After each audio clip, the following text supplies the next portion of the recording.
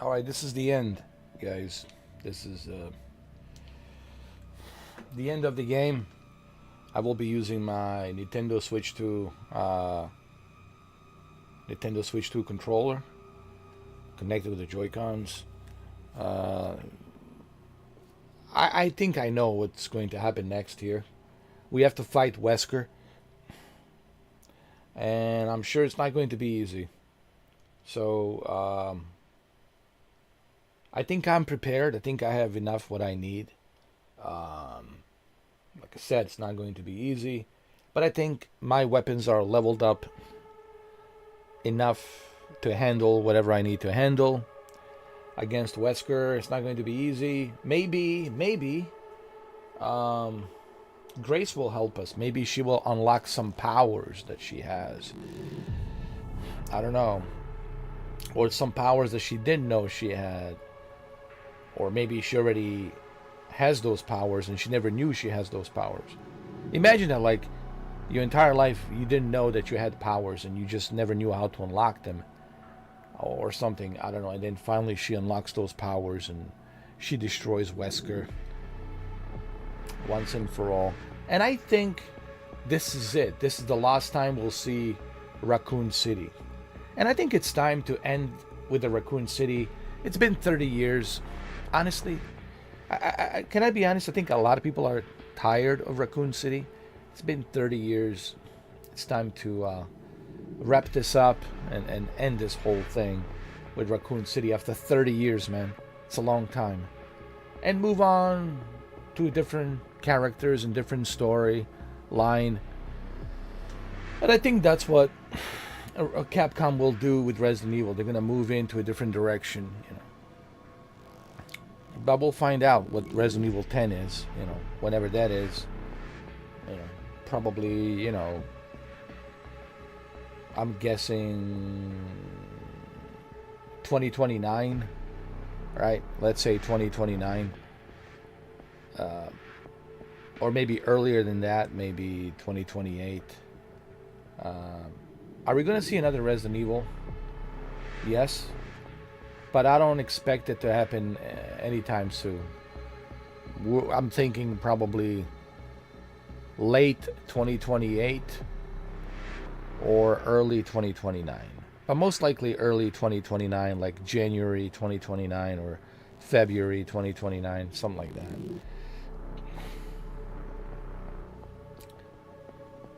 And that means I'll be 50 years old.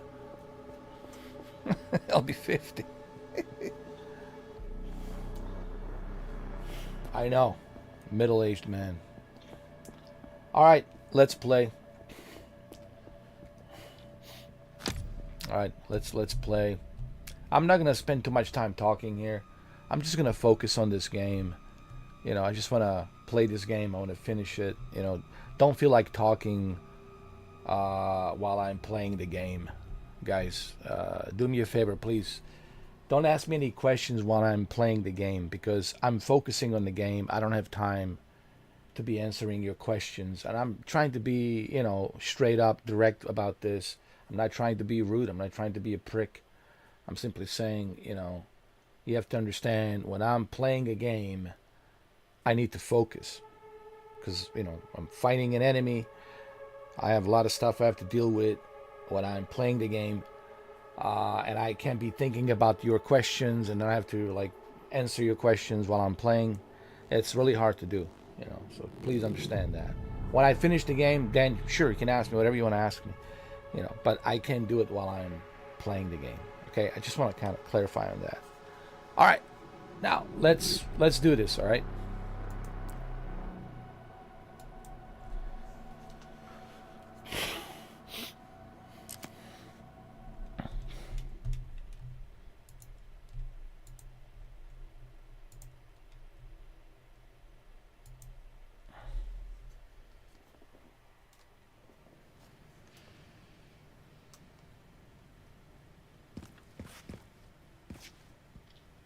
Cool.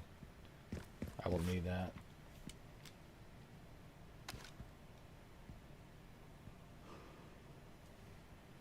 This works really well, actually. Better than I thought. Not bad.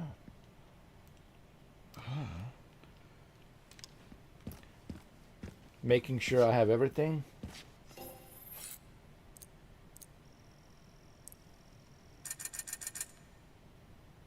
Body armor, repair. I certainly need to do... No, I need machine gun ammo. Stack up on that. Rifle ammo, stack up on that. Handgun ammo. Shotgun shells, machine gun ammo. We'll stack up on everything, dude. I want to make sure...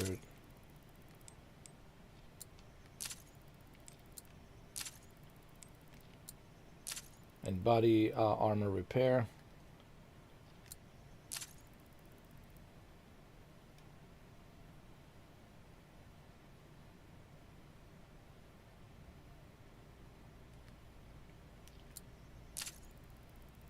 Okay, we're good.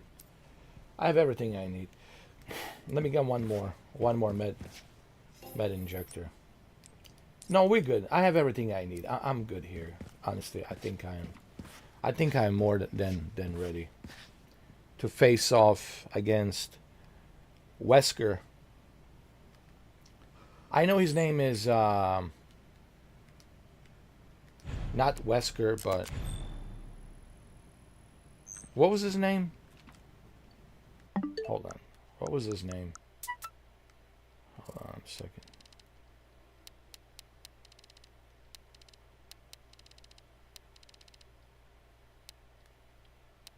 Zeno.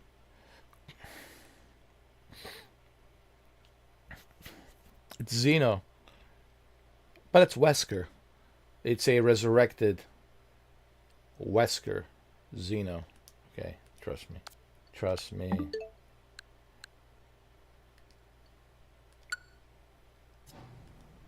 Okay, save the game. And let's do this. Okay, we're good.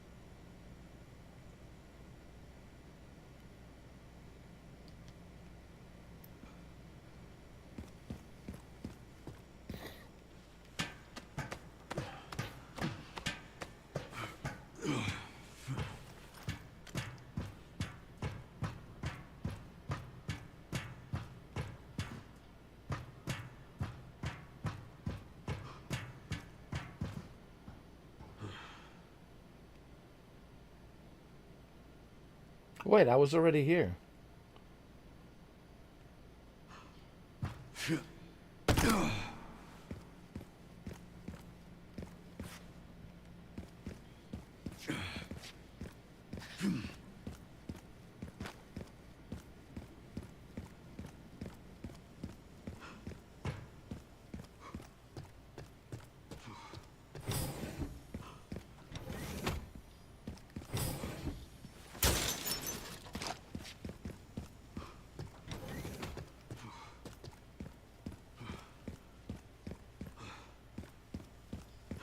What in the world is this?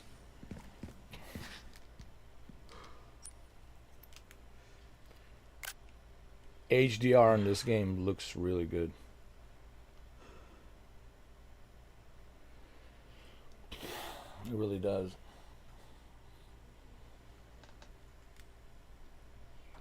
Here at ARC, your movements will be constantly monitored. Do not leave the designated areas without authorization. The recording and transmitting of information is strictly prohibited. Strictly prohibited. Don't you like hearing that? Strictly prohibited. Alright, strictly prohibited.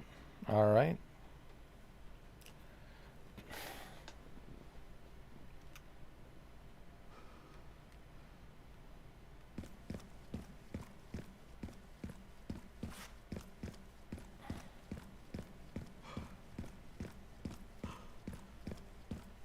The hell is this?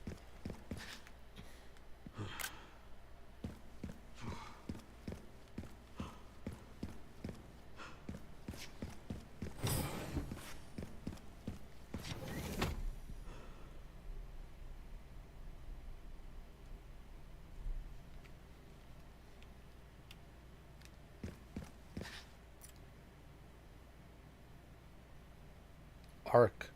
So I guess this was like the main headquarters for Umbrella. This Ark, this underground Ark. This is where it all started. And it all started with Spencer. So Spencer's the one who gave the birth to Umbrella, right? Is it safe to say it all started with him?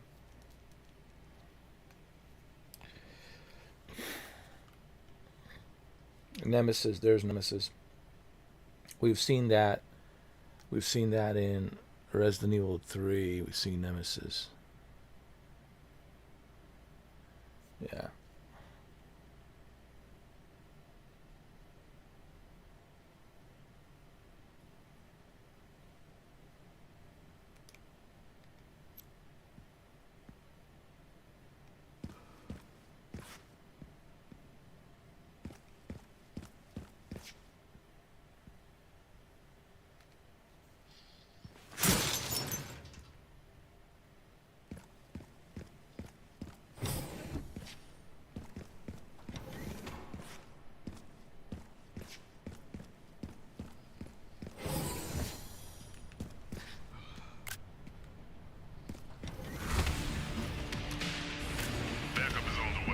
Not necessary. I'll neutralize the target myself.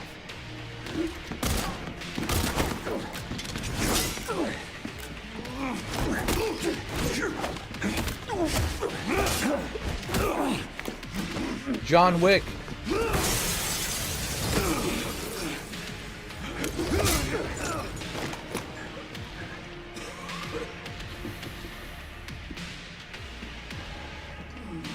Leon Kennedy.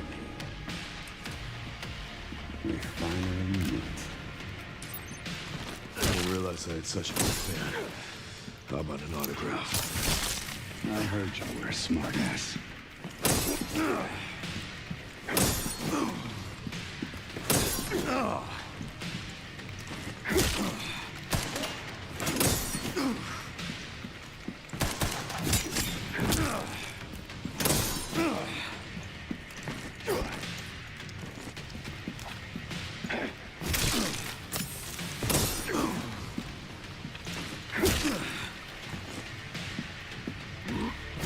Come on. Oh.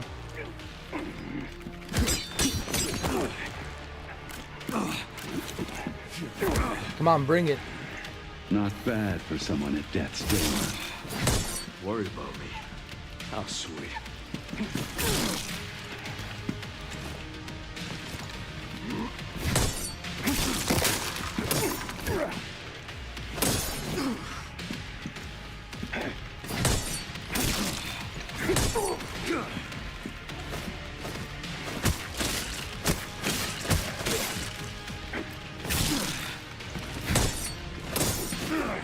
Come on, bring it.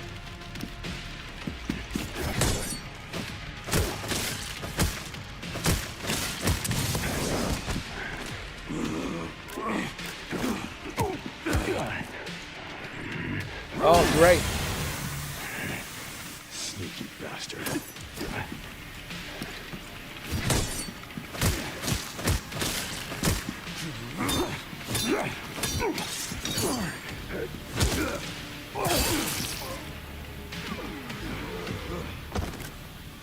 Don't mess with Leon. People just don't learn. Ran into trouble. This guy was one tough bastard. Coming from you, that's quite the compliment.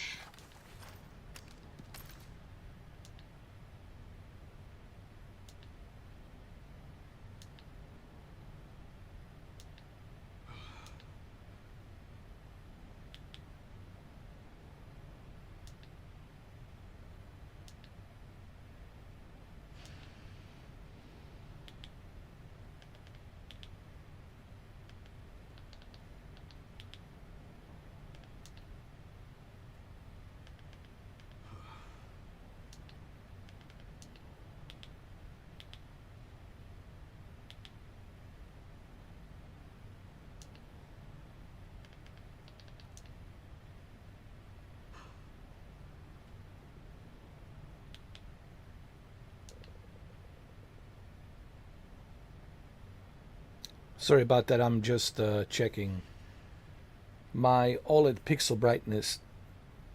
I left it at 84 clicks because I don't want it to be too bright, you know. And that's how you preserve your OLED pixels, by keeping it very low. I've seen people leave it at 100. I always tell people leave it at like 84 clicks. That's where I left it, 84 clicks.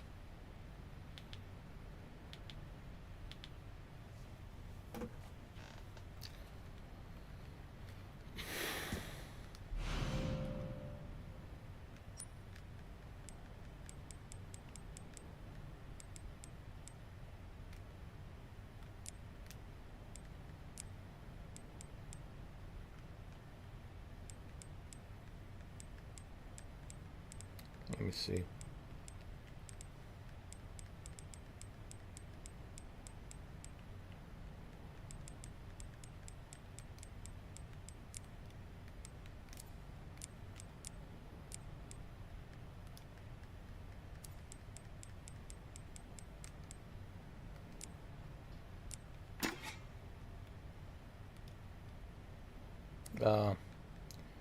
I have to remove something here.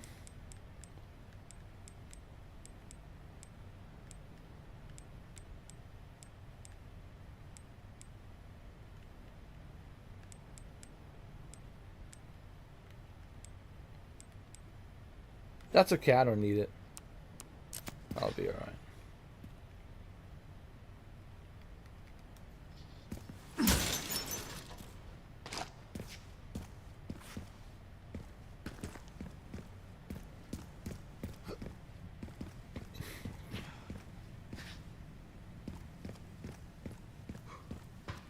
Grace should be nearby. Time to finally get some answers.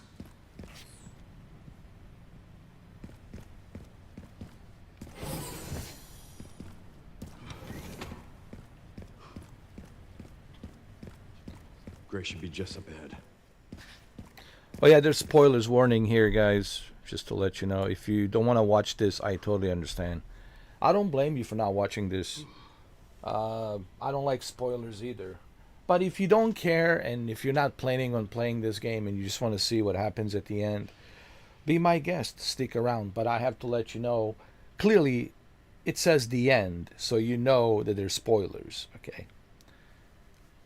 You know what I mean? So I think it should be obvious by now.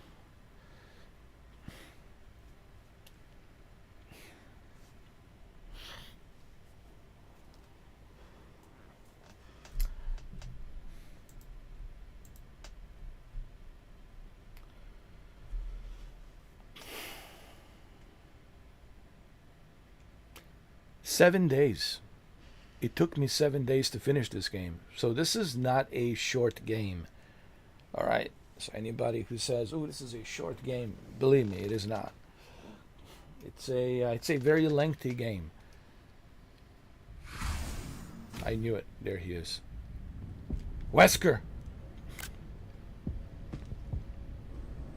So this is where it all started, huh? With you, Wesker. Grace, this is where The we Ark. are. The world is under threat. The technology to control another's will already exists, but it's not efficient at infecting others. I believe Spencer solved that with Elpis. The connection sealed Raccoon City to save it for themselves, and it's been waiting here ever since.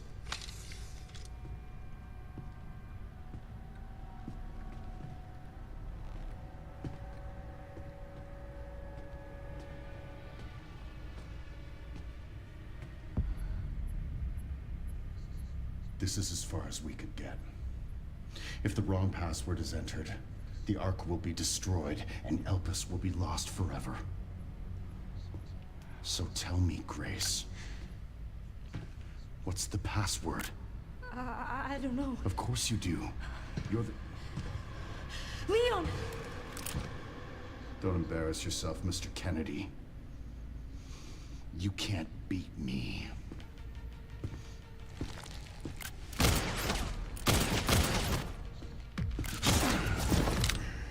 we fancy.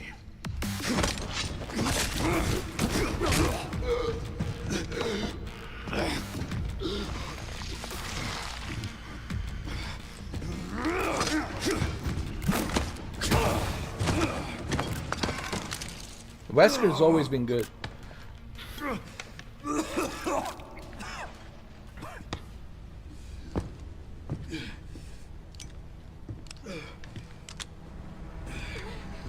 Don't move! Oh, wait! You still need me, right?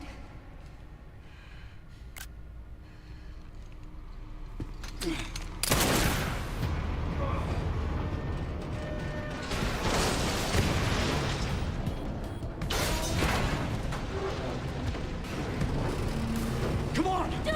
Grab time!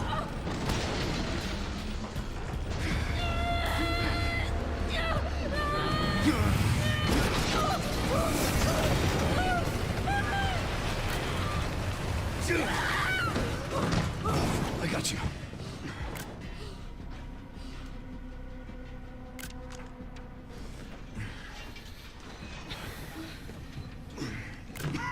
Are you okay?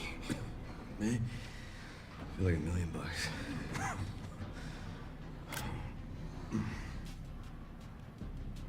This is not over yet. Where does this take us? Your guess is as good as mine.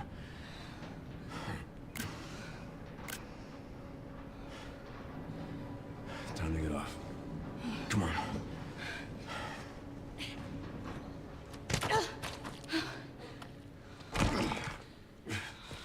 What now? Leon. Leon! Leon! Don't embarrass yourself, Leon. You heard what the man said. You heard what Wesker says. Don't embarrass yourself. Why are you embarrassing yourself?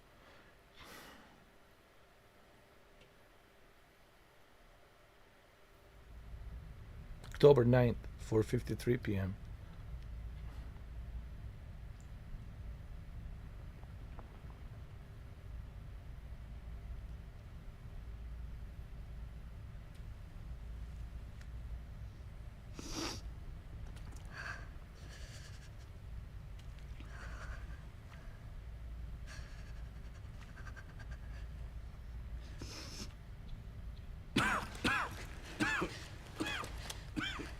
Leon, are you okay?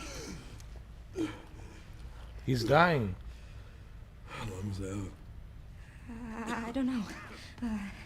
A while. Those marks. It's T-virus. Stage 3 infection. If you're so sick, why would you come here?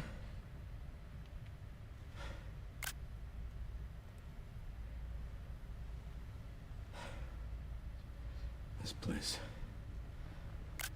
Raccoon City was where it all began for me. Where it all happened, I couldn't make a difference. So I am here now. We can't stop Zeno.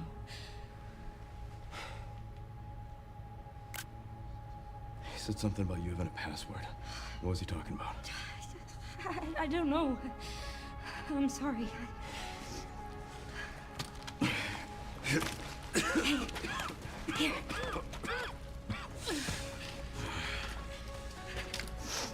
I'm going back. I'm gonna destroy Elvis. I'm coming with you. No, you're not. I don't want any more regrets. Whatever it takes, count me in.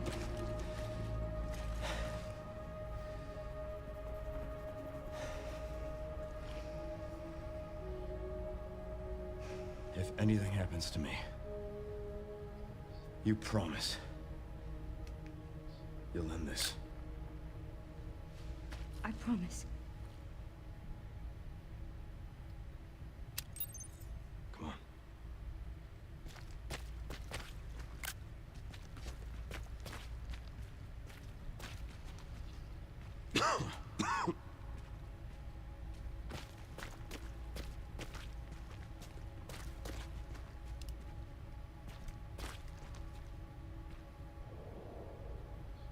Look, there's a door over there. Crane's blocking it, though.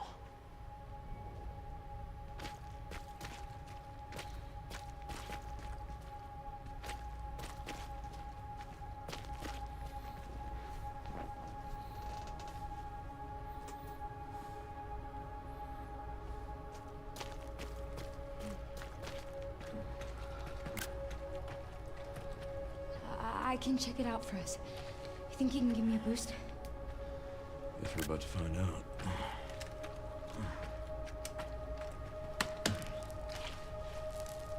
Come on.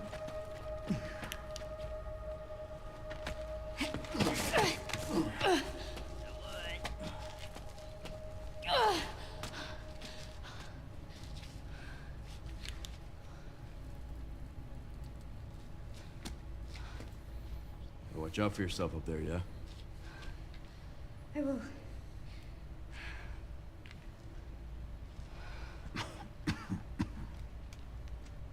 All right, Grace.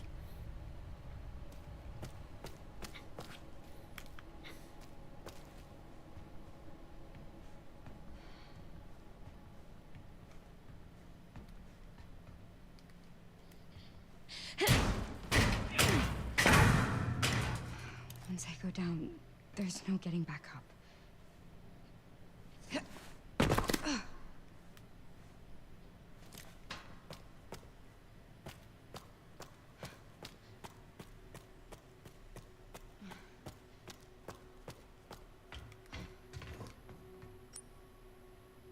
I need a key. System locked. Override key required for reactivation.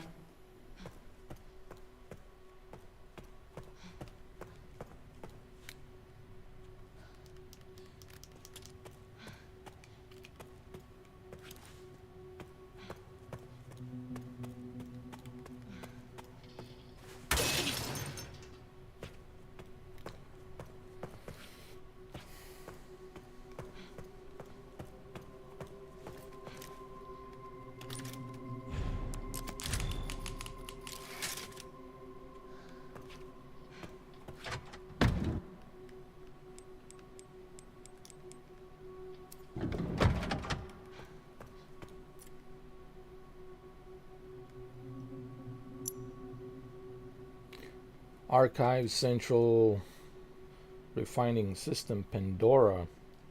Restricted area. Pandora. Interesting.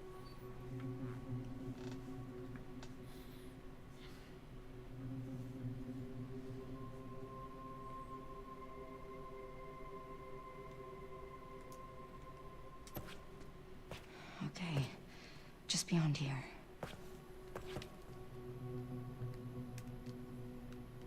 I need the access key. Magnetic key card. Key card reader.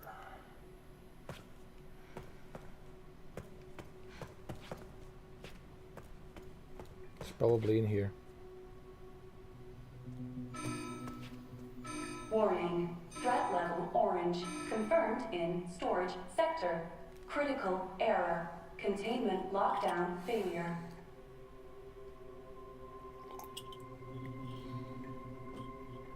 Oh, that's wonderful. That's excellent.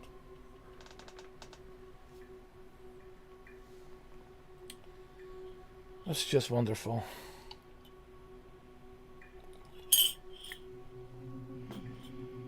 Wonderful and excellent.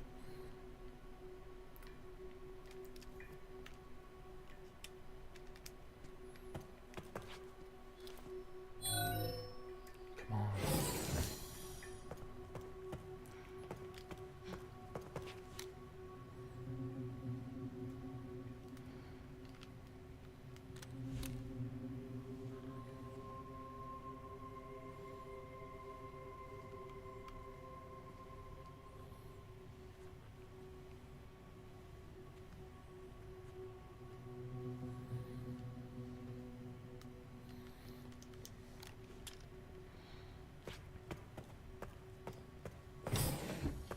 What? Oh, I remember these guys.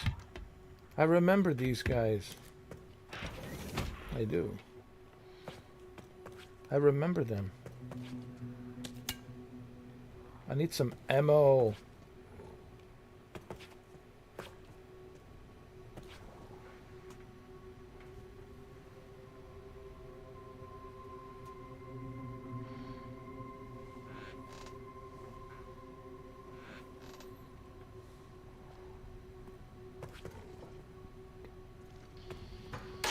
Oh, come on.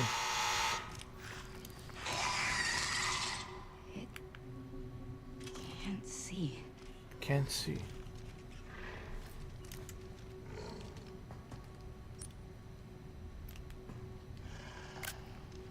Can't see. It can't see. It can't see.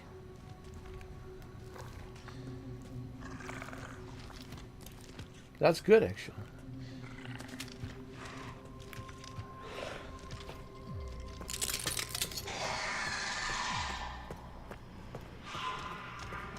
Can't see. You can't see. It's great news.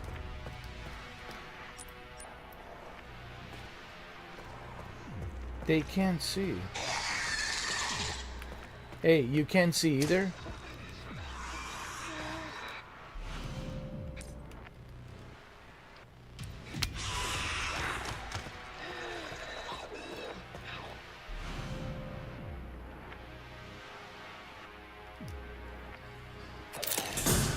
Now they can see. Oh, shit.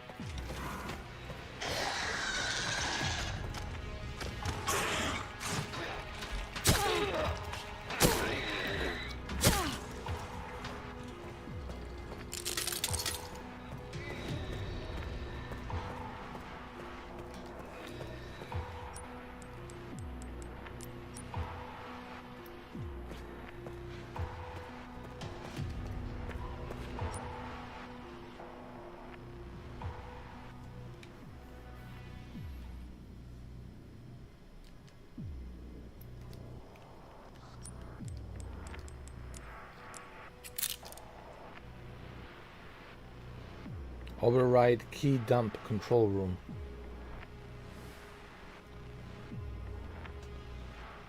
Dump control room. Where the hell is that?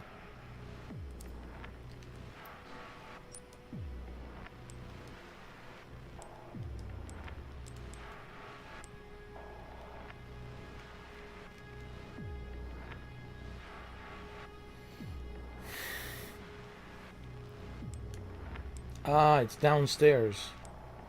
It's downstairs. Oh, I understand. So I have to go this way. Save the... Oh, I got it. Save the game. Got it. Straight. Straight, left, right. Straight, left. And right.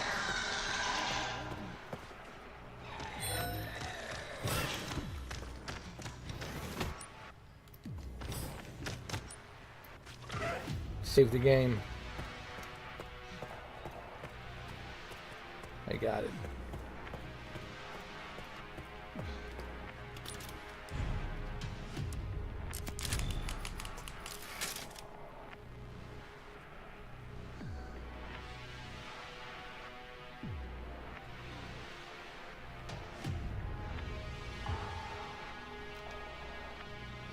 Then we go downstairs. And there's a dump control room. Got it.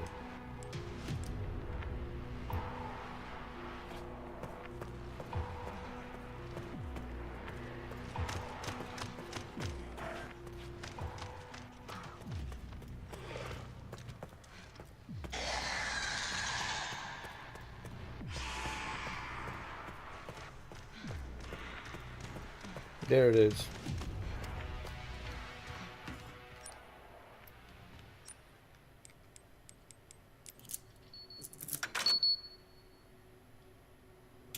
We're good.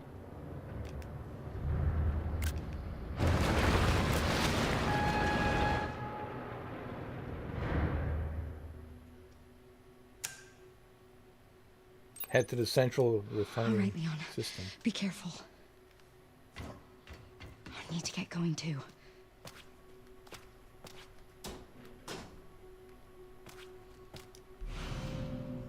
Nice. Where am I supposed to go? Wait a minute.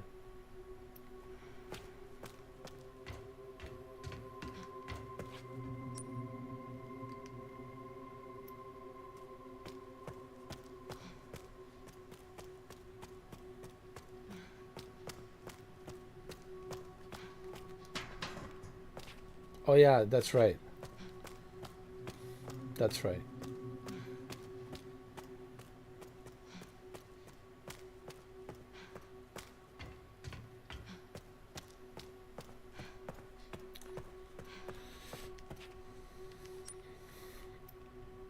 This is a masterpiece, ladies and gentlemen. This Resident Evil 9 Requiem, it's a masterpiece. I will have a video tomorrow talking about it.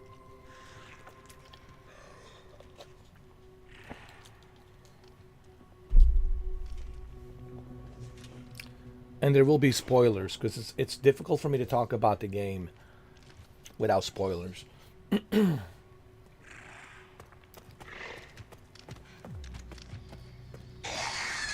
When you turn on the lights, they cannot see you, but they can sense you. They have a sense that you're around, but they cannot see you.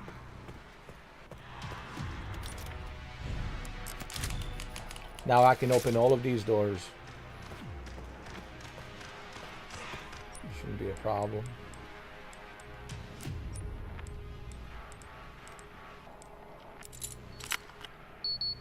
There you go. There you go. Umbrella. Umbrella. What do I need here? I need to put something here.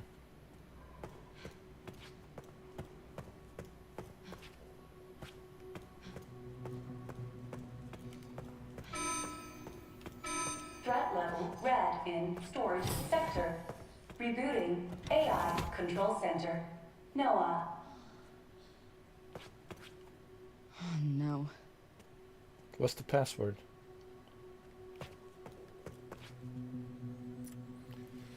Access log, 51st assembly minutes. Checking database access request. The following data was found in minutes of the 51st assembly meeting as transcribed by AI control center N0AH. N0AH. The state we heard the key, Grace Ashcraft, has finally been found. It's been 20 years since we occupied Ark. Are you sure she's the one? Without a doubt, there is no need to worry. More importantly, don't you think your withdrawal from the treaties to blatant states that bluff inner states that always blah, blah, blah, blah, blah, control as well as their changes, blah, blah, blah, blah. Okay.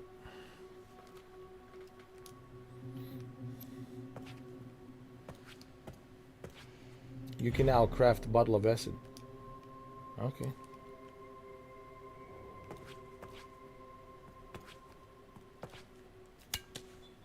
How do I do that? How do I craft? I have to put it here.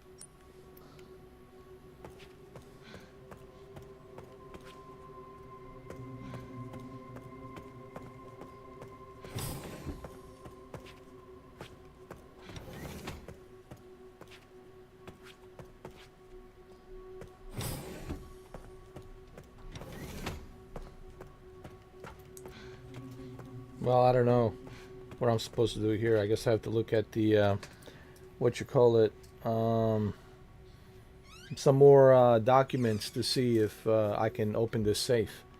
There's got to be something on that safe. This safe. There has to be something in there. Something very important that I might need. Alright? But what's the combination? 40? Right? Left 50.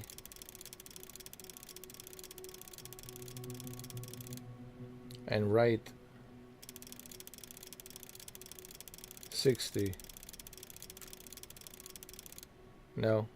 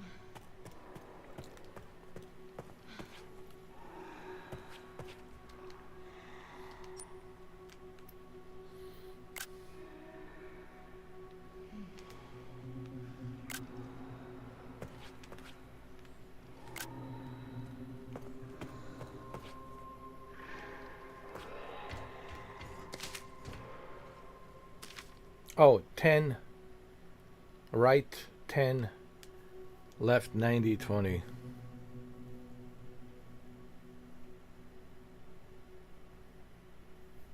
Let me take a photo of this.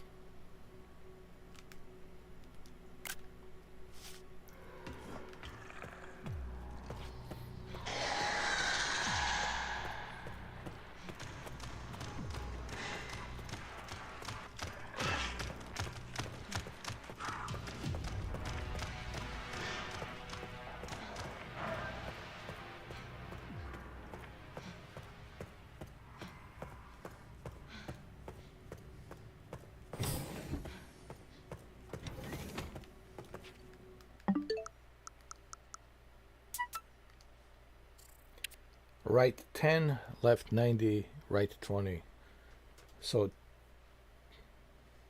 I got it. Right, it's going to be 10. Right's going to be 20. Only 90s left. 10, 90, 20. 10, 90, 20. Got it.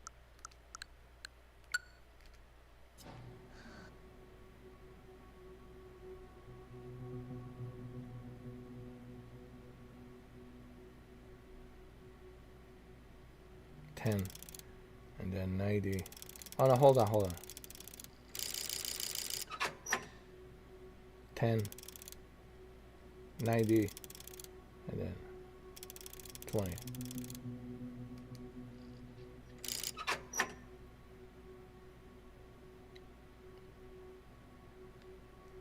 $10.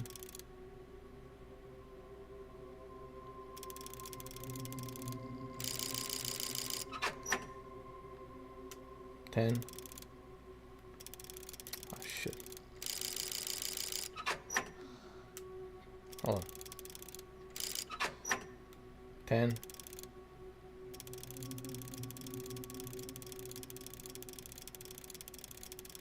$90.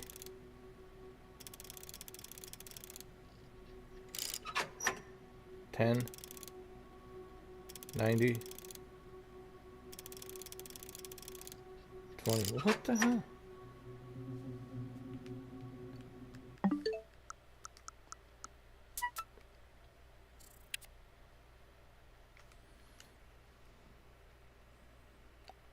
$10 right, 90 left, and 20.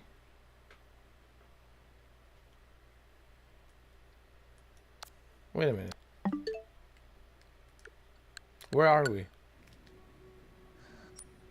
Oh, this is monitor control room. Sterilization chamber. That's where I need to go. Oh, okay. I'm in a wrong room.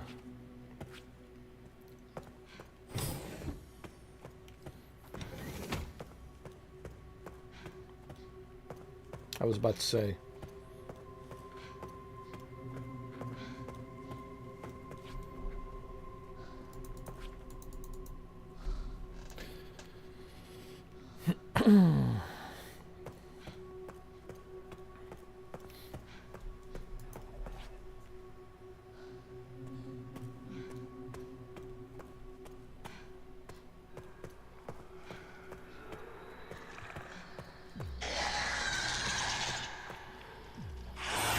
There you go.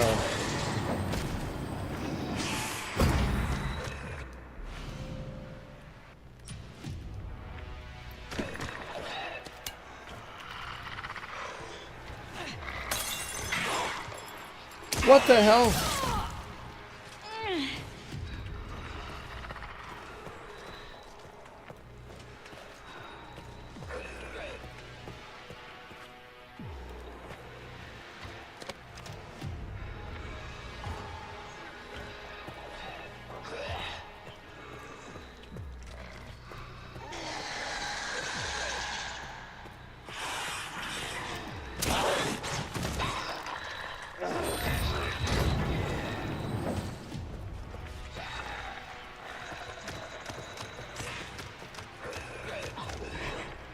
Now we're talking. Got the handgun ammo.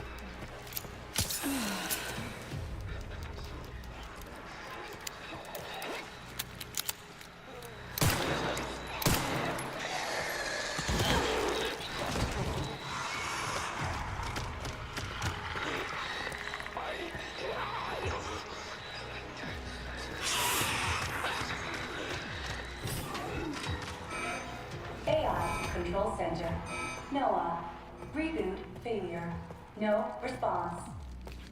Containment protocol inactive. Containment protocol inactive. Containment protocol inactive. Containment protocol inactive. Containment protocol inactive. Containment protocol inactive.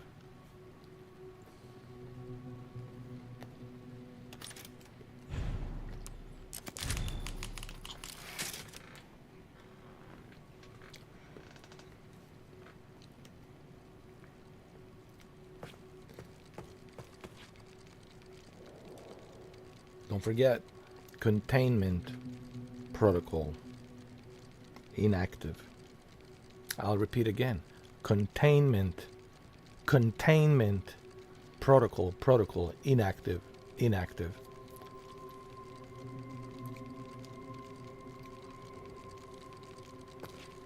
Hold on, there's something here.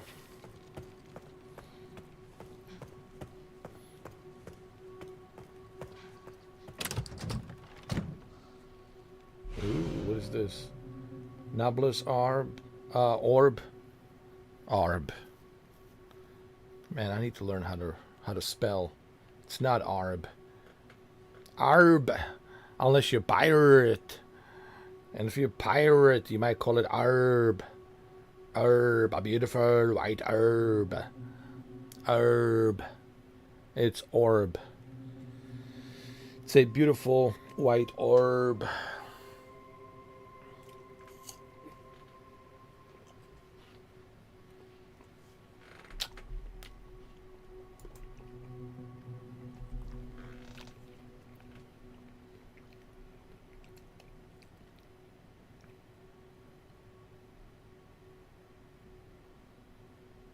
It's like umbrella.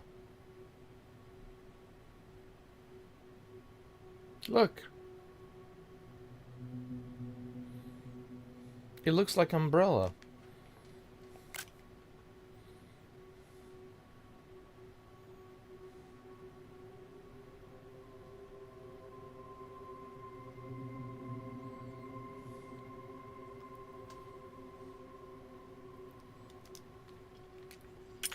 This is it. I did it.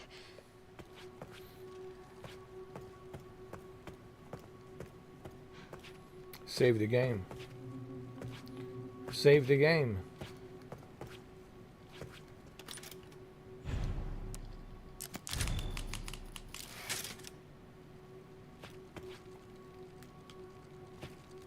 Raccoon.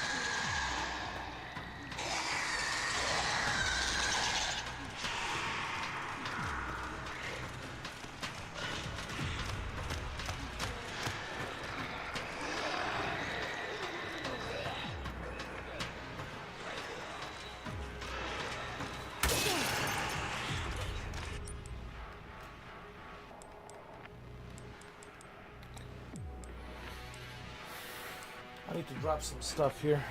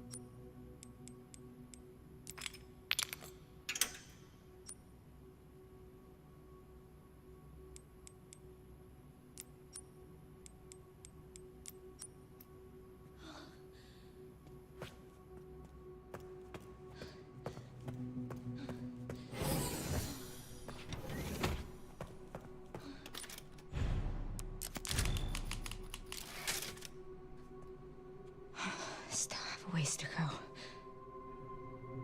I wonder if Leon's made it yet.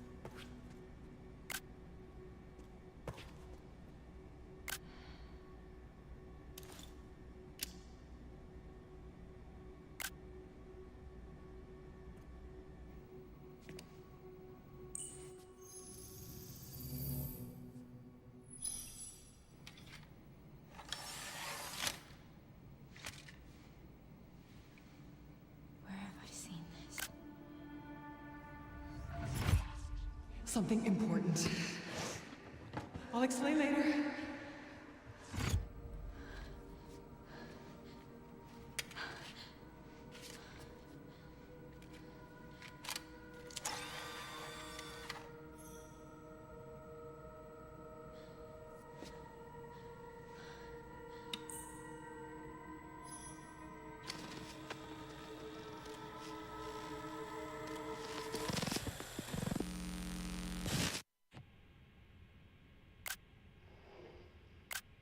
Shutting yourself away in a dark room like this is quite the change for you, after the life you've led.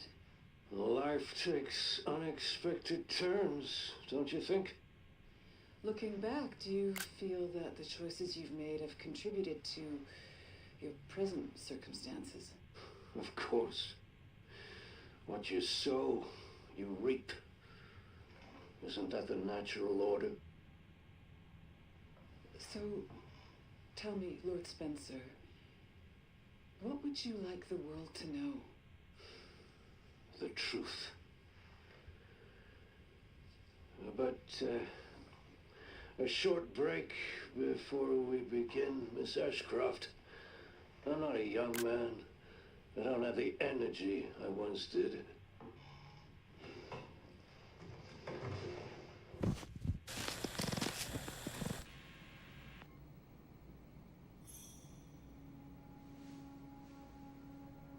Why would Mom hide this? Because your mom was a journalist, but also she knew about the umbrella because she was very close to Lord Spencer. And who do you think created the umbrella? Lord Spencer.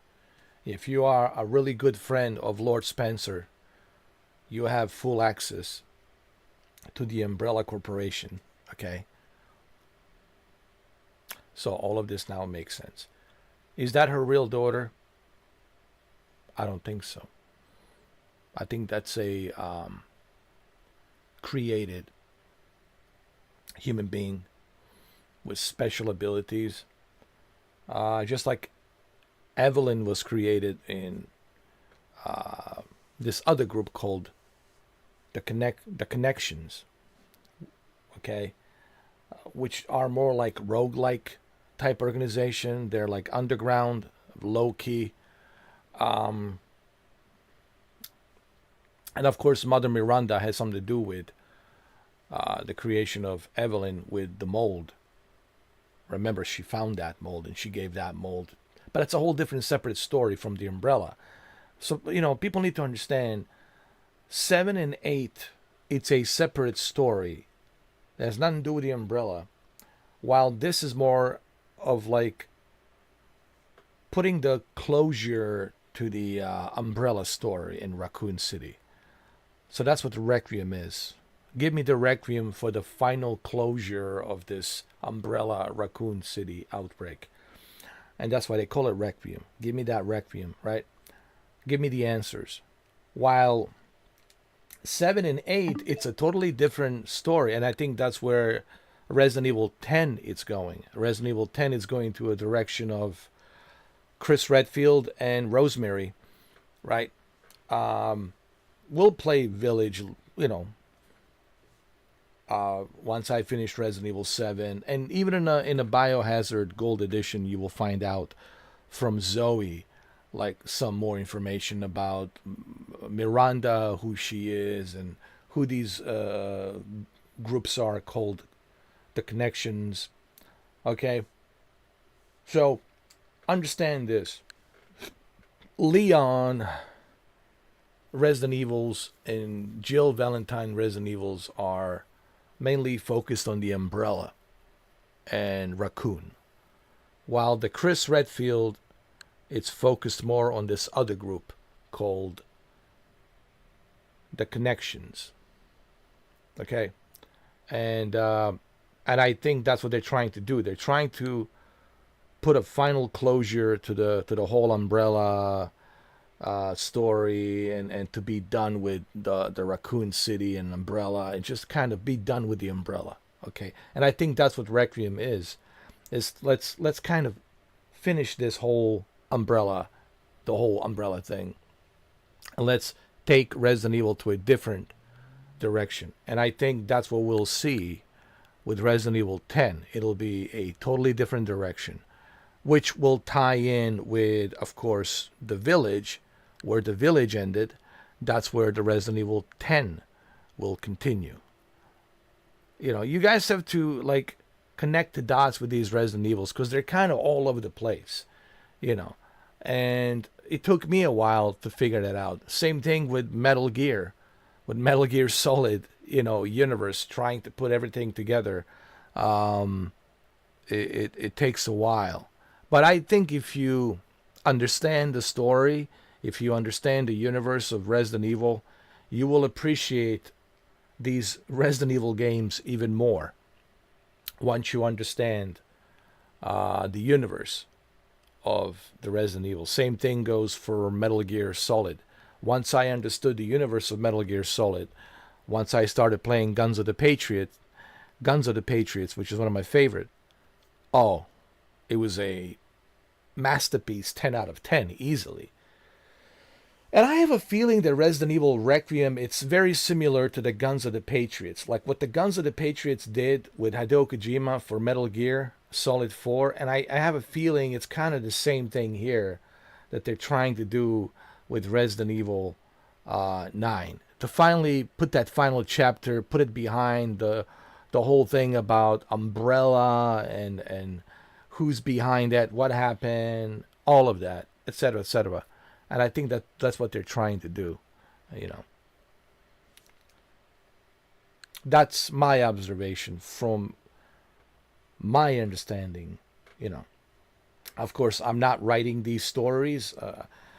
I'm not a developer. I don't work for Capcom, so, you know, I don't know what's inside their minds and what they're really thinking about. But so far, what I have played and what I have experienced, I don't think I'm wrong about this. I was also right about the Resident Evil going back to Raccoon City.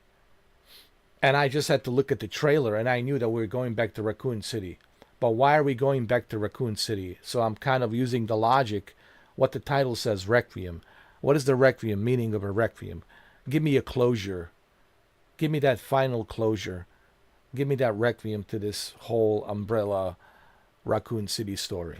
Let's put the final chapter into it and be done with it, and then move on to where the Resident Evil Village ended, and then move on from there. And I honestly believe that's where Resident Evil 10 will be, with Chris Redfield and Claire Redfield, and of course Rosemary, which is Ethan Winter's daughter. Okay? But we'll talk about the connections and Resident Evil 7 and Mother Miranda and who she was and how does she find this mold, who Evelyn is, right? You can see her right there. There's Evelyn right there. And we'll talk about that when we start playing 7 and Village. I'll explain all of this, you know. But for right now, let's focus on the Resident Evil 9. There's spoilers here. And I will also make a video tomorrow. Just understand this. Tomorrow when I make a video to tell you how I feel about Resident Evil Requiem, there's going to be so many spoilers. So if you don't want to hear the spoilers, if you don't want to know the spoilers, I don't blame you for not watching my streams. I don't blame you for not watching any of my videos because you don't want to be spoiled. But if you don't care about spoilers and you just want to know, just understand there will be spoilers on my review tomorrow. I will spoil everything. But the reason I have to make a review with spoilers, it's because I need to tie in the story. Like, I need to explain to you the story. So that way you have a better concept of why am I giving the game 10 out of 10, a masterpiece, you know. I'll also talk about the gameplay, the graphics, all of that, of course. The way it runs on Nintendo Switch too. But, you know, the most important part is the story of this game, you know. And the story was done so well. The scary elements, the anxiety, I mean, we'll talk about all of that stuff in tomorrow's review. But now let's finish this game. Hopefully I'll finish it tonight. I think I'm so close to finishing it. I don't know how difficult the boss is going to be with Wesker. I don't know. I hope I finish it tonight, you know. I hope I'm not sleepy. I hope I don't feel sleepy. Because if I feel tired, then I might have to finish it tomorrow. But we'll see. I think I'll finish it tonight. Anyway, let's continue.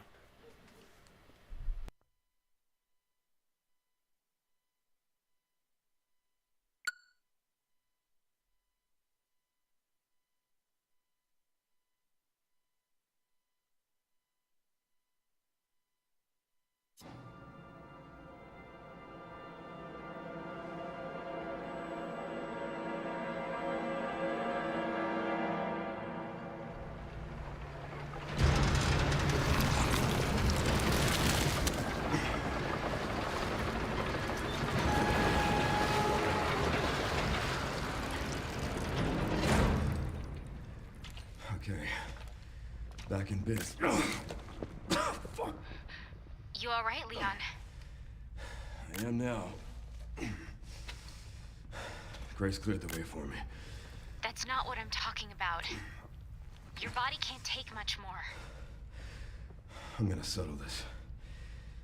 You just send us a chopper for immediate evacuation.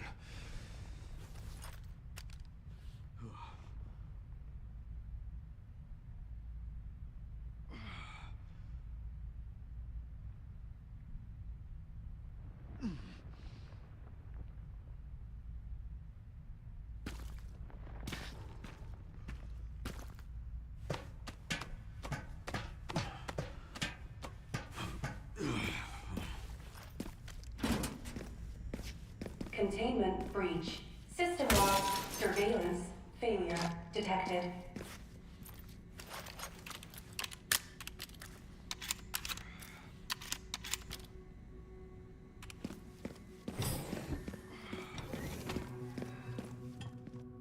Over there. Easy as pie.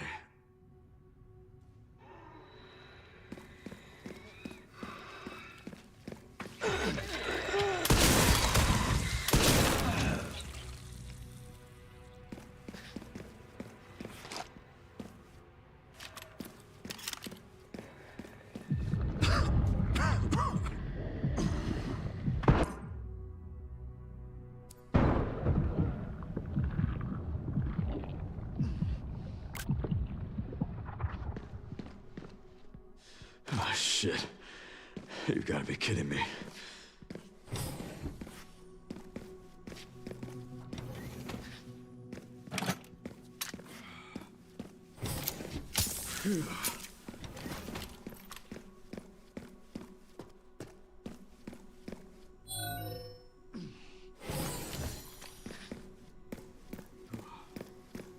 Security threat detected. Elevator shutdown in effect. Override key authorization required.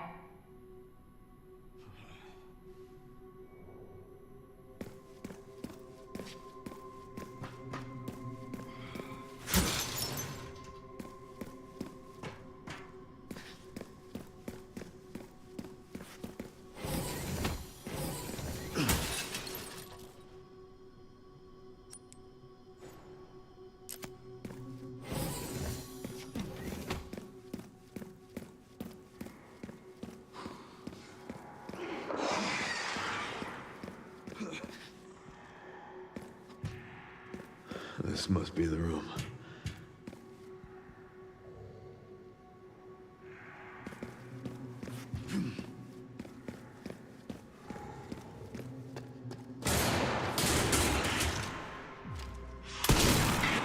I'll take out as many of you fuckers as I can.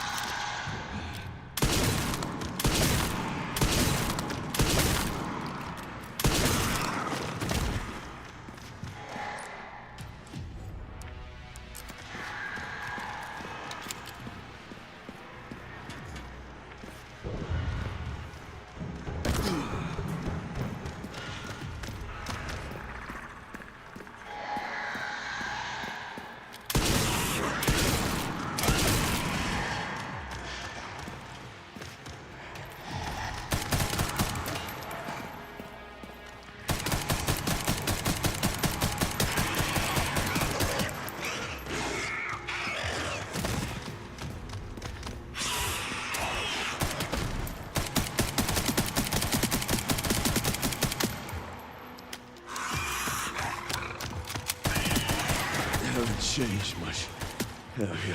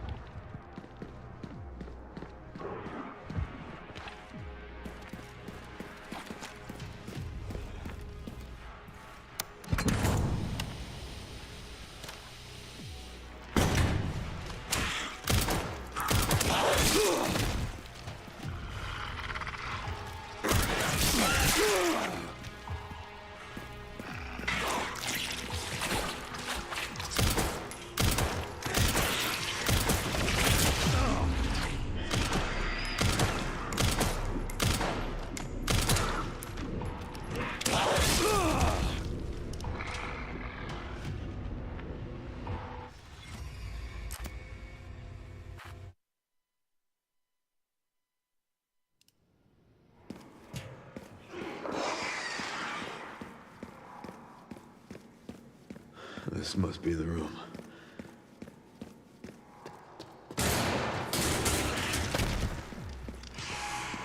I'll take out as many of you fuckers as I can.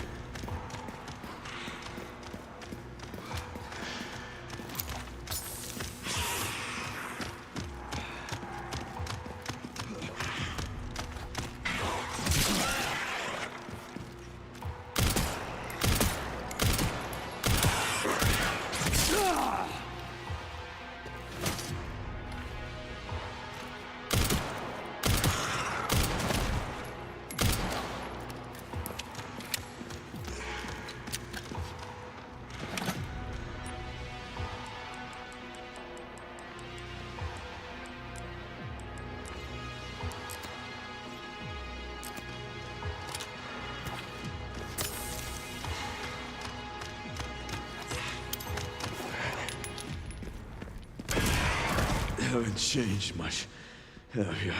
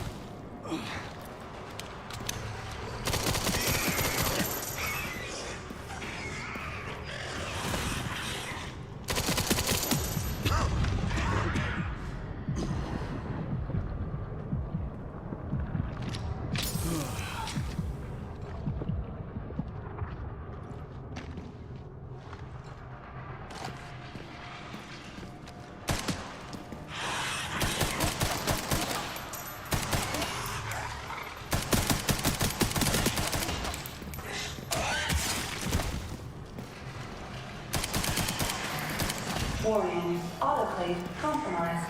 Pod lockdown unavailable. Memory corrupt. Self-repair functionality offline.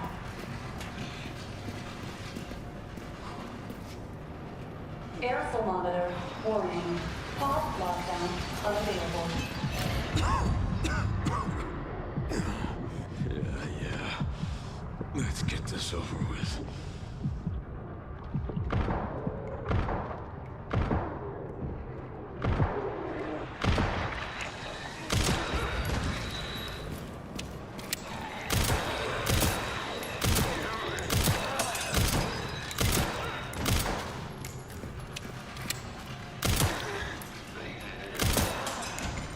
The elevator will arrive shortly. The elevator has arrived.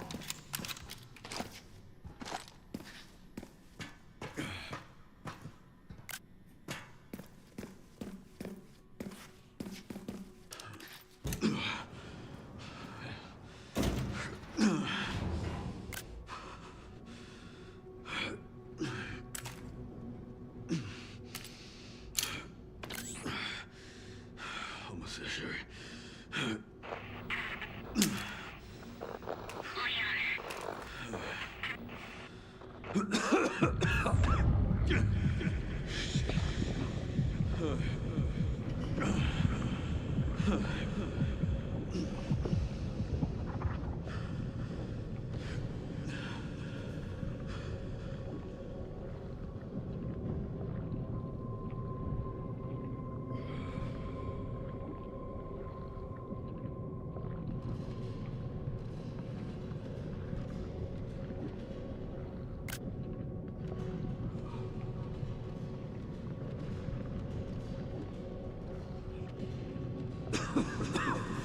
Not done yet.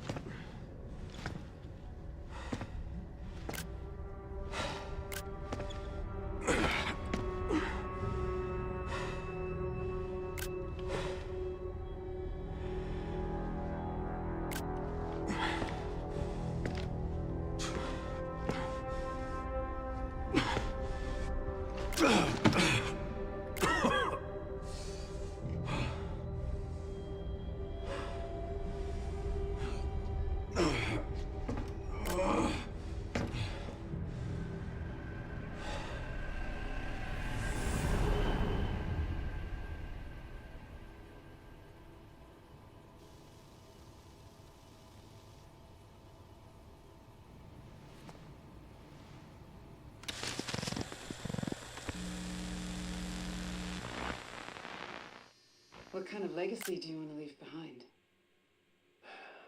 My research opened Pandora's box, unleashing disaster upon the world. Except Elpis, the goddess of hope? Or so the myth goes. A blind hope. What do you mean? Humans cannot predict when death will come for them. This is why they have hope. I was wrong, and I am plagued by guilt. Happiness cannot be achieved at the expense of others.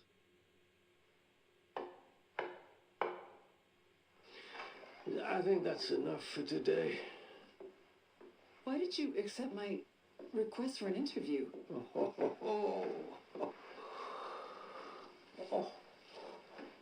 Who is that? Is that one of your subjects? Of course not. She was alone in the world. I took her in to make amends. Is she... Perfectly normal. Just an average child needing a home. She is my hope. Aren't you beautiful? Would you like to hold her? Oh, okay.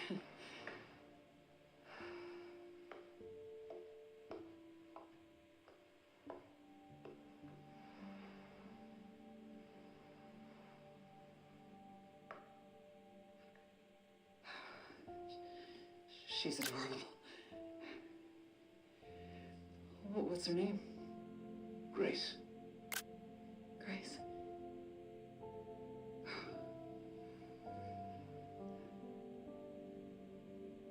Is there anything else you'd like to tell me? I've said my piece. I only hope it serves as a requiem for those who have passed.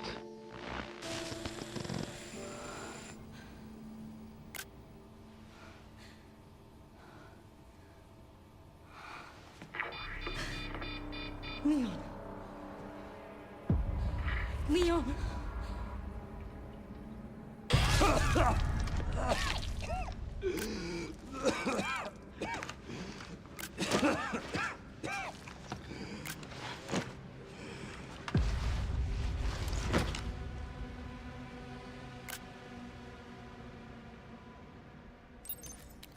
Oh, I need to hurry.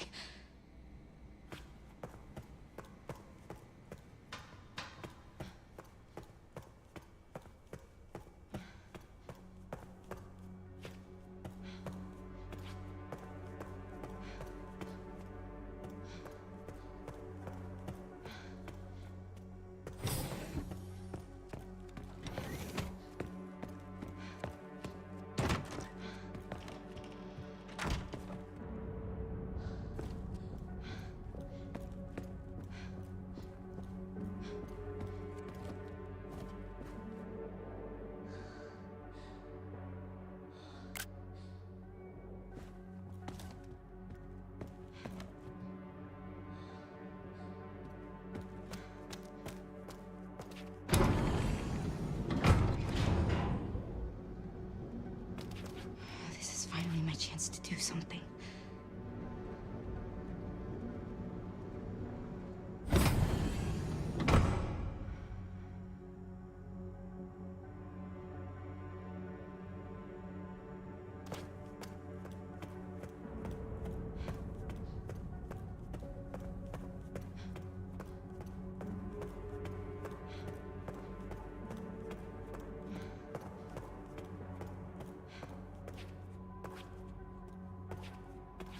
Oh, Leon!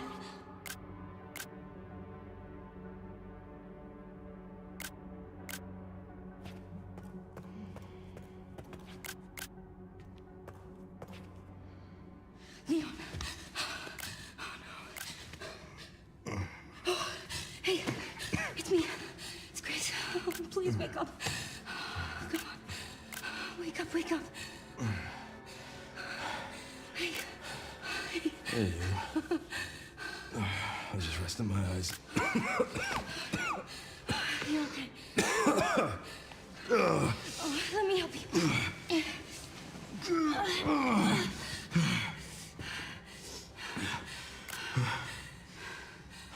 Let's do this.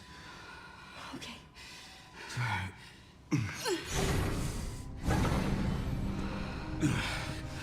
I don't know the password. It's okay. Soon left are wide open for us. Any wrong code will do. It'll destroy Opus.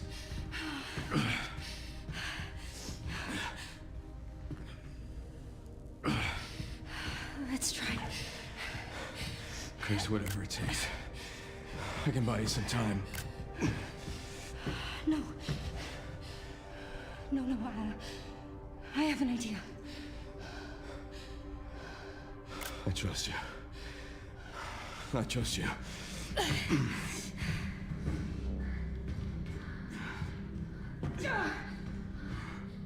So, the prodigal daughter returns.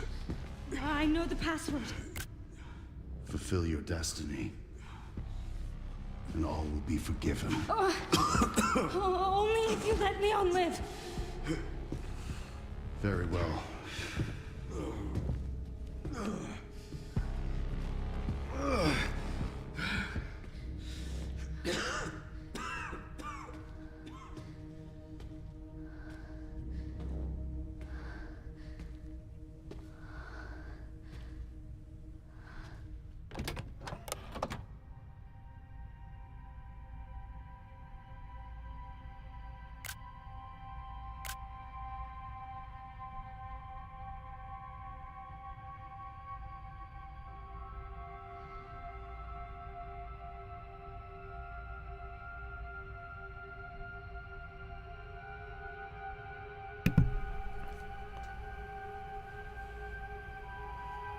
So if I destroy Elpis, then I fulfill the creator desire, right? To give hope. But if I release Elpis, then it continues.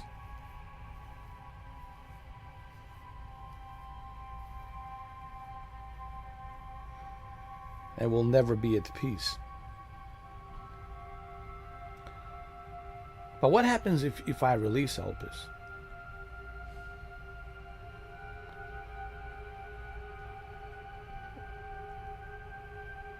My second playthrough. I will do this on my second playthrough. On the first playthrough, I'm not releasing Elpis. I'm destroying Elpis. Just like in Resident Evil 7, you get to choose who you want to save. Do you want to save Grace? I'm sorry. Do you want to save Mia or what's the other one? Oh God, Zoe. Do you want to save Mia or Zoe? I choose to save Mia, and sure, there was a different outcome. But if you choose to save Zoe, then there's also a different outcome, but you find out a little bit more about what happened to the Baker's family, and Evelyn and Mia Winters, and who she worked for, and the organization that she worked for. So I think these choices will reflect on the DLC, because Capcom did talk about DLC. DLC is coming. And on the DLC, just like on the previous Resident Evil games, based on the choice that you made, that's where it will reflect on the DLC. So on this first playthrough, I'm going to destroy Elpis. But on a second playthrough, I will release the Elpis. So this gives me a reason to do a second playthrough. So this playthrough, I'm fulfilling the creator's desire and also honoring her mom and honoring the, Leon and all the victims of Raccoon City. So destroying Elpis will do that on this live stream. My next live stream, whenever that is, my next playthrough, second time around, whenever I do a second playthrough, I will release the Elpis. Okay? And this gives a great replay value. And then when I do a second playthrough, releasing the Elpis, we'll see what the outcome is. And then we'll see how that reflects on the DLC as well. Okay? Alright.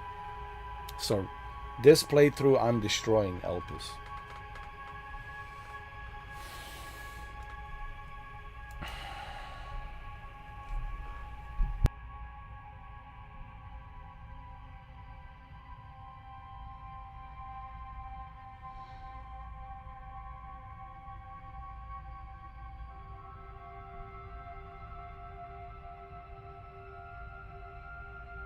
I was wrong, and I am plagued by guilt. I'm gonna destroy Elpis. You promise you'll end this.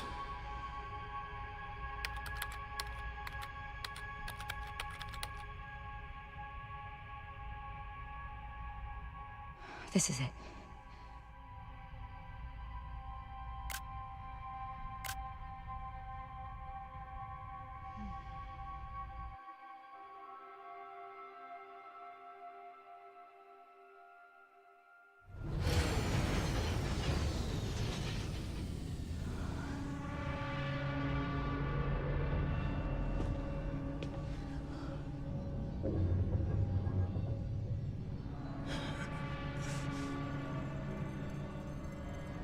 What did you do? What I had to.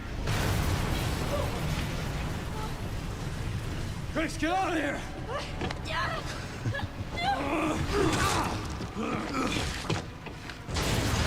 Go! Right behind you! Leon! What are you doing? Come on!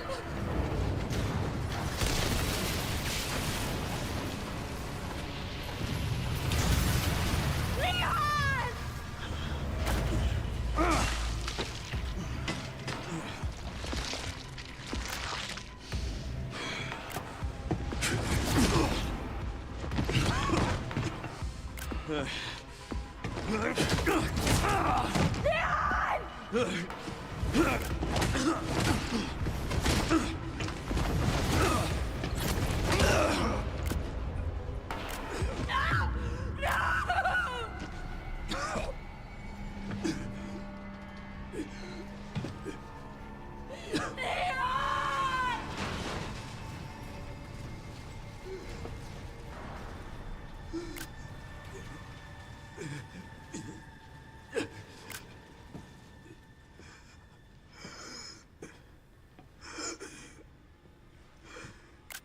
At least I could save you.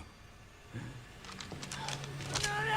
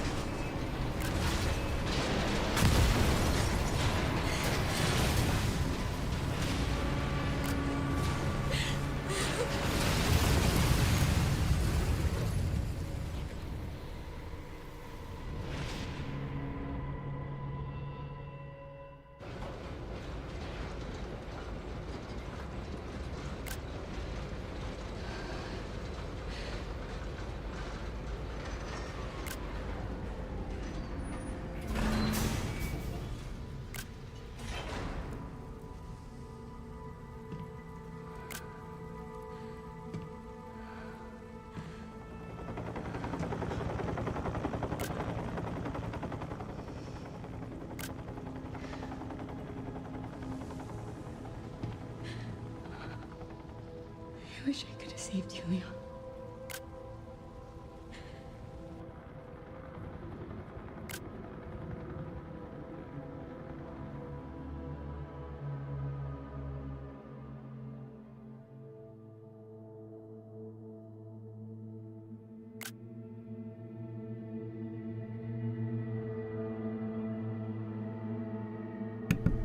A masterpiece. Masterpiece. Excellent.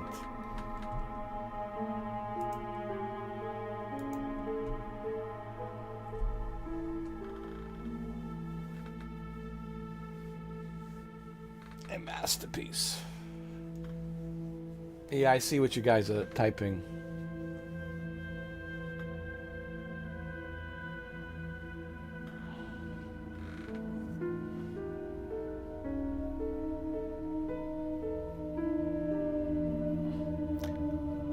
I will release the Elpis on a second playthrough.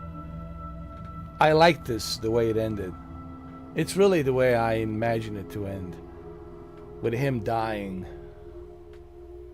So, I wanted to release the Elpis.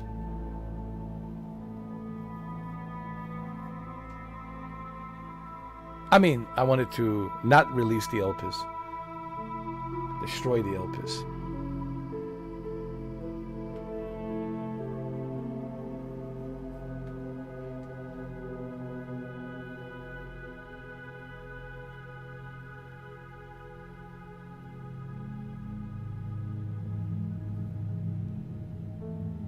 this gives me another reason to play it. So what's the outcome if I release the Elpis? Do I save him? Probably. But I'll find out in the second playthrough.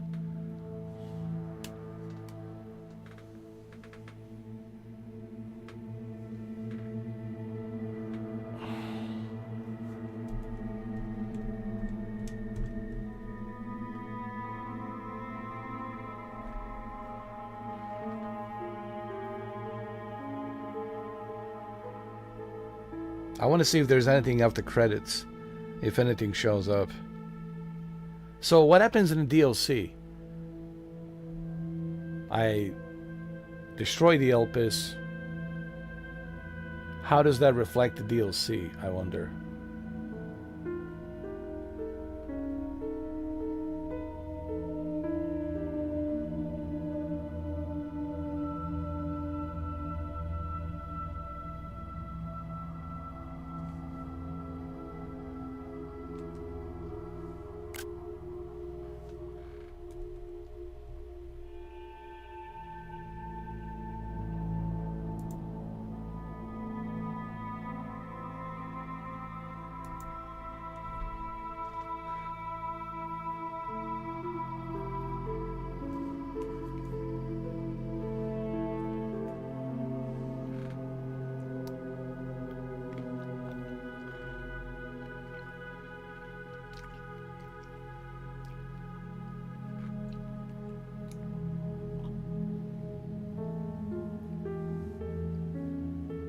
This was good.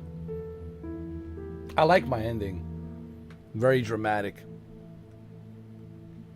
But you guys want the happy ending. I didn't feel like a happy ending. I felt like it's time for Leon to die and end this pain and suffering once and for all.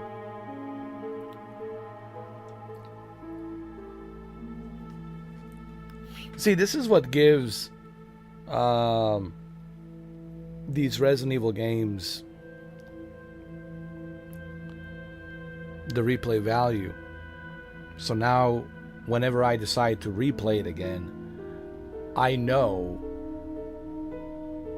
what choice to make next time. You know, and developers did this on purpose to give you the replay value, to play it again. Second time around. So second time around, of course, I'm going to save Leon. I'm going to release the Elpis, and we'll see what happens. Same thing with Resident Evil 7. Save Mia Winters or save Zoe. Now, when I play Resident Evil 7, I will save Zoe. So when I'm going to do a second walkthrough of this game, it'll be a while because I still have 7 and 8 to play, and then there's other games I have to play like Pragmata, and we'll see. Maybe during the summer I might do a second walkthrough during the summer. And then save Leon and release the Elpis.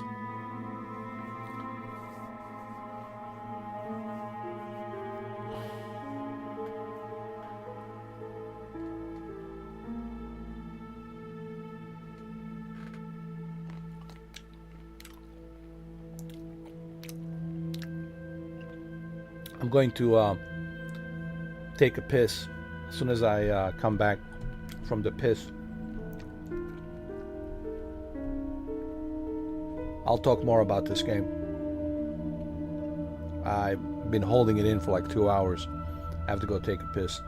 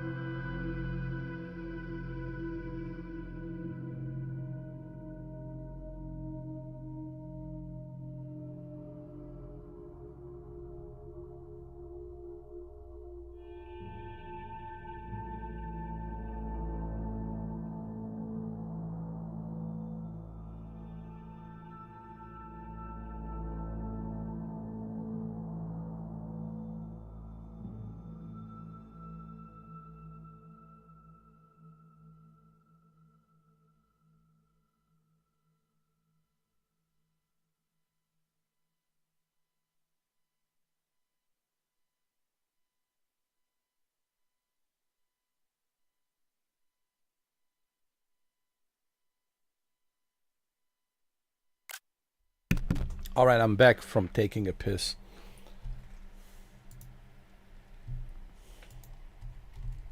Hold on, where's my camera? Right here.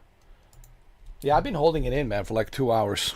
I was like, I have to take a piss so badly. Well, I will make a separate video talking about like what I think about this game, what I think about the story, what I think about the gameplay. I will make a video and upload a video and talk about it so you guys can see it. But there's going to be spoilers. That's why I took those photos, so I can kind of go through the photos and go through the screenshots and talk about it. But I'm not going to talk about it here. I just wanted to kind of like finish the game. It's been a long 7 days playing this Resident Evil 9 Requiem. It was an amazing journey since Monday.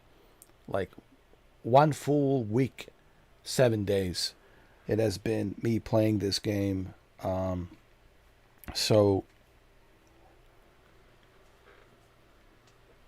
well, it took about 28 hours. I know it's about 28 hours, but I was playing like 3 hours a day or something like that, or 4 hours a day, or like something like that. Unlocked insanity mode. Insanity mode. No, thank you. Behind the scenes videos. Cool. I would love to play these for you, but I don't know if they will allow me, because there might be a copyright, you know. So I don't think I can play it. The followings are now available in bonuses, special content, models, concept art. The following costumes, weapon skins were added: Jacket Leon, Jacket Grace, Tactical Light Alligator, Snapper. Now you can change costumes from bonus settings. You see, this is the beauty about the Resident Evil. Now you get to replay the game again. And when you are replaying the game, now you have all these extra goodies. You have the extra jacket, Tactical Light Alligator, Snapper. It's pretty cool. So the second time you play this game, you get to have all these extra bonuses, right? Which I think it's really nice to have this reward, you know. So you can play the game again with some extra goodies, like a jacket for Leon and Grace, and a Tactical Light Alligator Snapper. I think that's a gun, Alligator Snapper. And you get to choose at the end. You know, you get to choose releasing the Elpis, and then you find out what happens after you release the Elpis. Now I know what happens when I destroy the Elpis, and we'll find out what happens when I release the Elpis on the second playthrough. Obviously, I'm not gonna play it like this week. I will play it some other time, because you know I already spent like 7 days playing this game, and I don't feel like going through it again. You know, we'll play it some other time, you know, but when we play it second time around, we'll have this jacket for Leon, jacket for Grace. We'll have a Tactical Light Alligator Snapper, and we'll be able to choose to release Elpis and see what happens.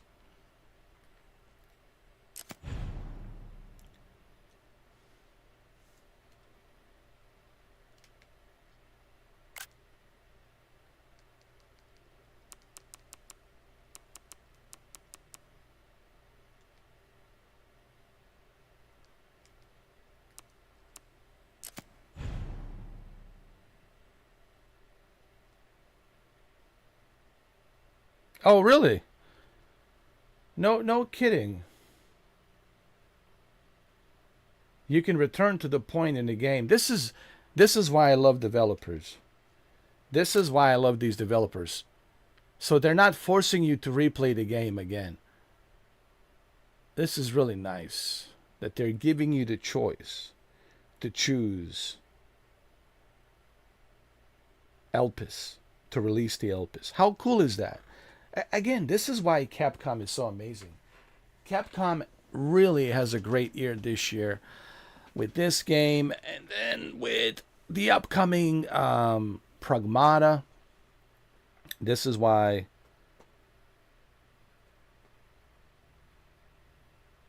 Capcom is Capcom.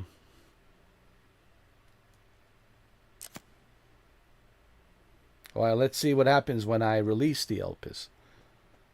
I love Capcom. This is so great. This is great.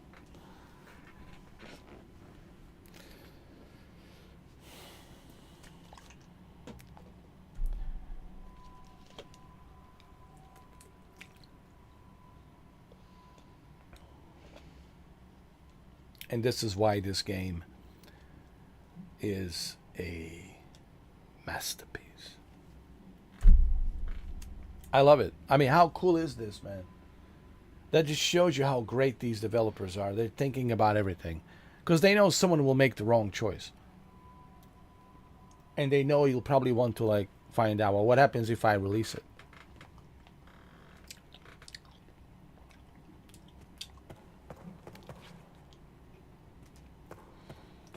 Leon. I love it. This is great. Hey, it's me. It's Grace. Oh, please wake up. Leon. Wake up, wake up. Hey. Hey, you. I was just resting my eyes. You're okay. Oh, let me help you. Come on, Leon. Leon. You can't die, Leon. Let's do this. I will not let you die, Leon. Okay.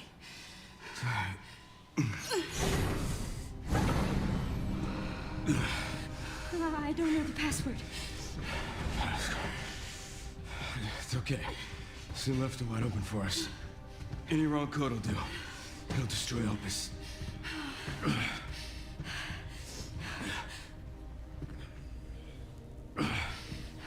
Let's try. Grace, whatever it takes. I can buy you some time. No. No. I have an idea. I have an idea. Yes. I trust you. I trust you.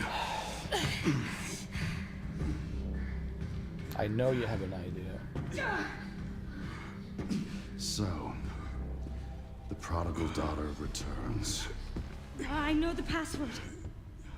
Fulfill your destiny, and all will be forgiven. Only if you let Leon live. Very well.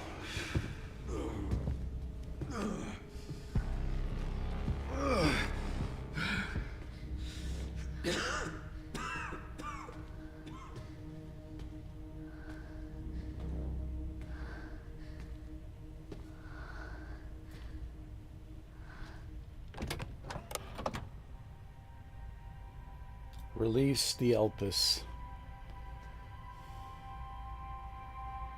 Here.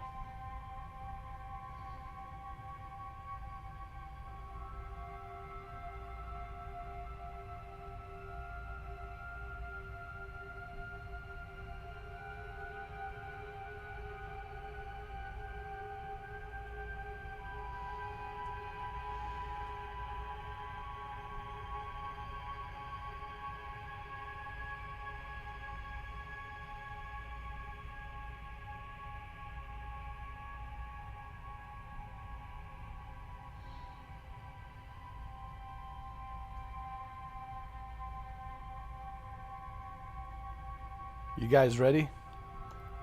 I'm going to release the Elpis. I'm going to release the Elpis. Right now. Right now. Please know that you are my hope. She is my hope. A blind hope. Okay.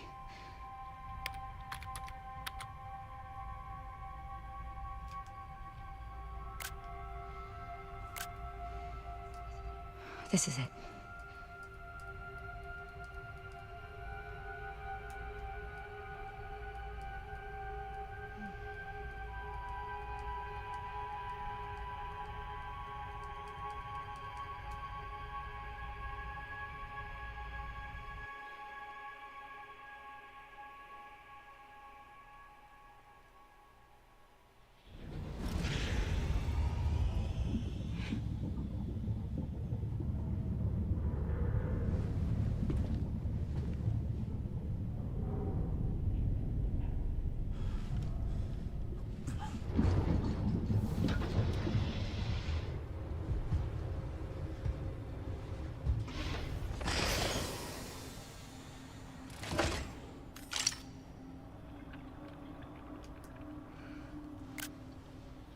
What are you doing, Grace? Spencer regretted what he did. He... Well done.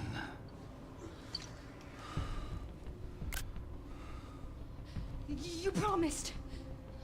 Yes, that I would let him live.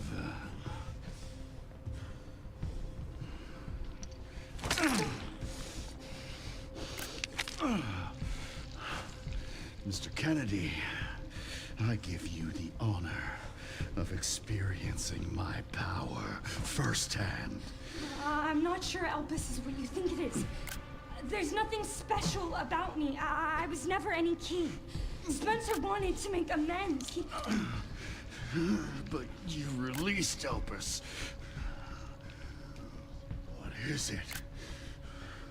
Tell me! Leon! Why? My powers! Elpis is Spencer's atonement. It's an antiviral.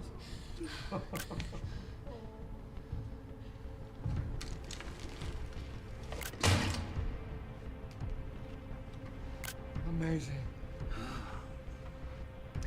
I am humbled by my master's genius. Your research was wrong. Elpis wasn't a weapon. There was never a key. Spencer's paper was obviously incomplete. There was no connection between Grace and Emily. Do you know how much time and money I wasted on this? Don't you see the genius? With Elpis, all virus-based weapons are useless. The world order will be thrown into chaos. We wanted a weapon. Instead, Spencer gave us anarchy. I will carry his torch and bring his vision to life. You? You and Spencer were a means to an end. Yet he outwitted you all. Spencer defied us and paid the price with his life. He was nothing. You are nothing but an imitation. It's over, Victor. The Connections is done with you!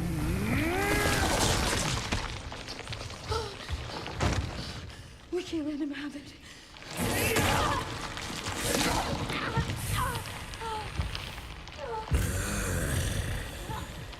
Your ignorance is staggering. It's a cure.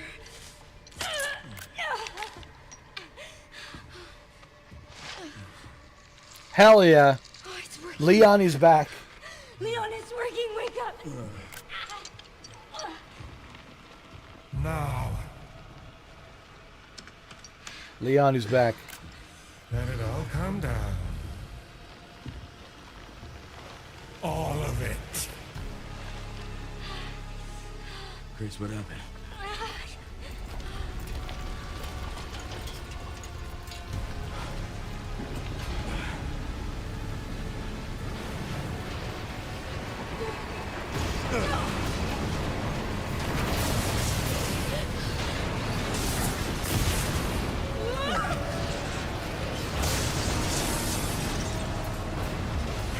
It's gonna go! Grab something!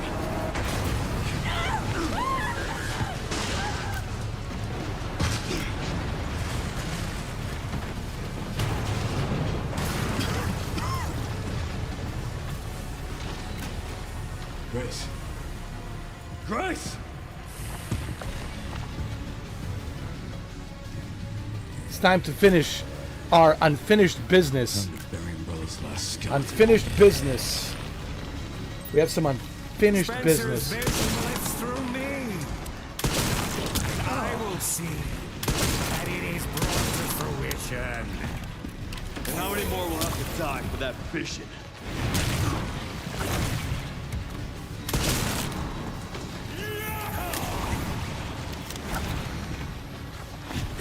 You don't have the power to save. Sacrifices must be made! In the grand scheme, a few lives are nothing. Not to me. I swore that I'd always protect those lives.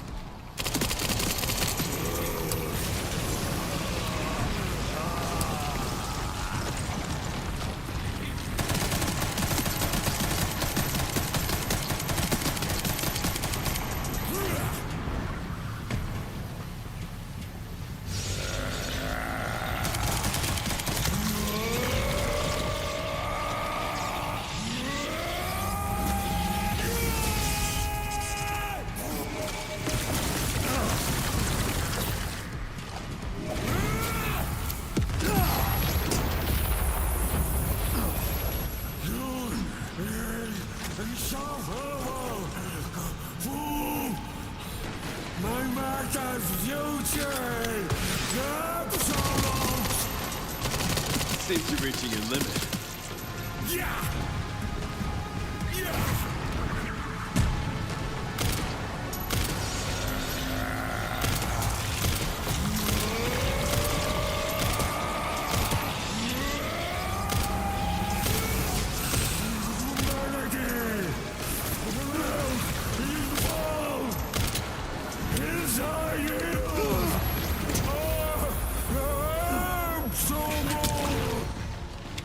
I will not let those ideals win. Give it up!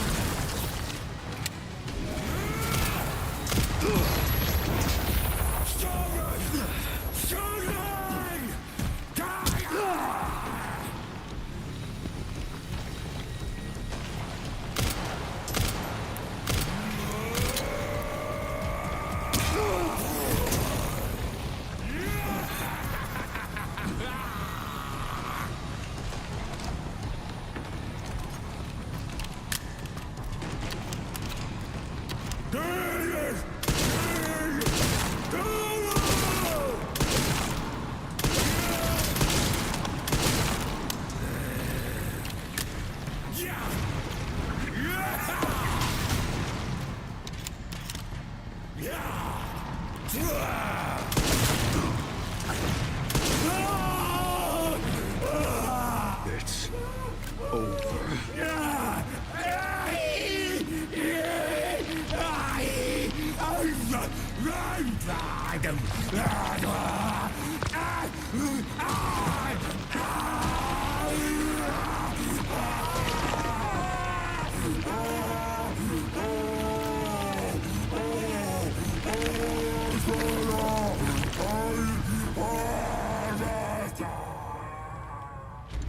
Hell yeah. Good riddance.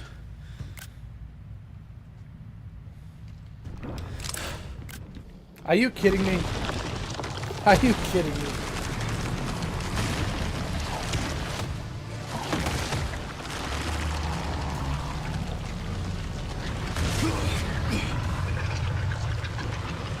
Nemesis. No wonder you're so damn relentless.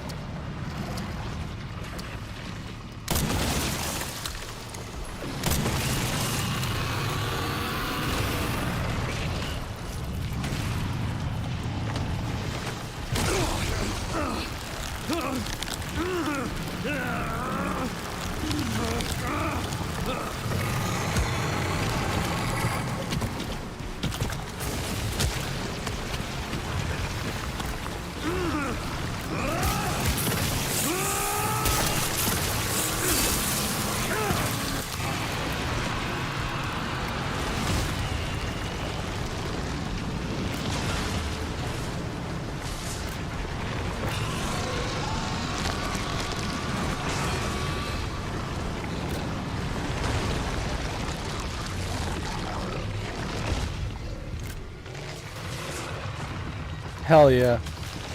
Hell yeah. Hell yeah. Finish him. This time, you ain't getting back up.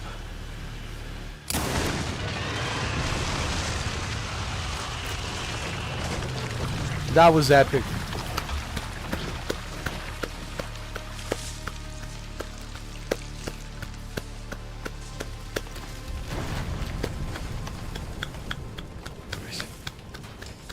Grace, where are you?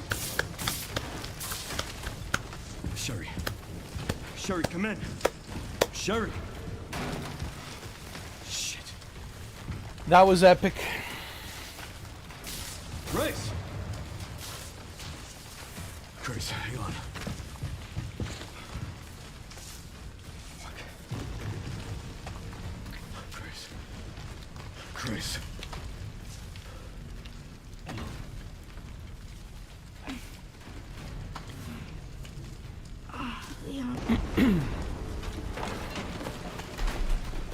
We need to get you out of here. Come on. Let's get you up.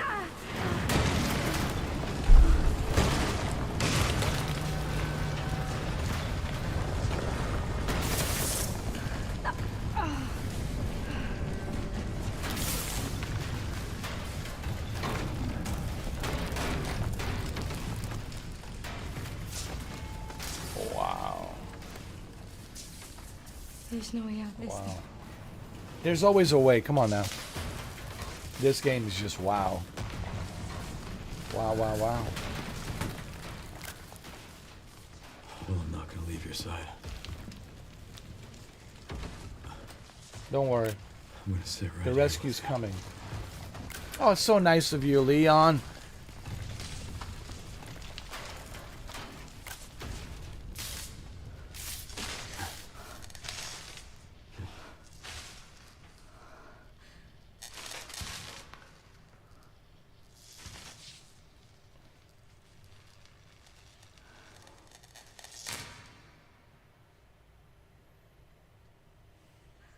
I guess this is it then.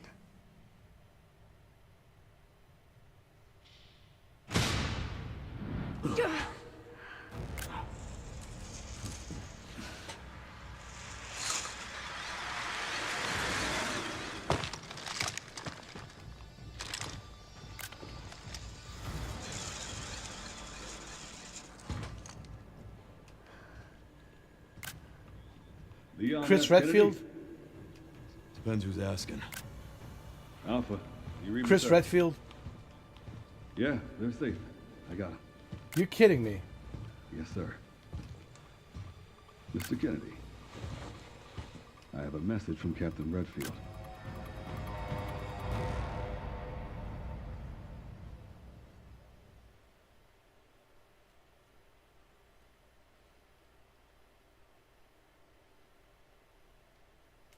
Great. Captain Redfield.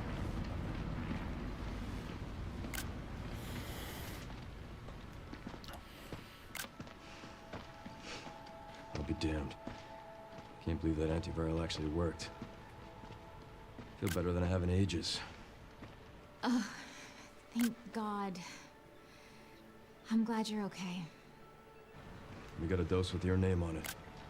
We'll be back in action in no time. Thank you, Leon. Would have been a lot smoother if Chris hadn't been so late to the party. Where is Chris, anyway? No idea. I'm sure I'll run into him at some point.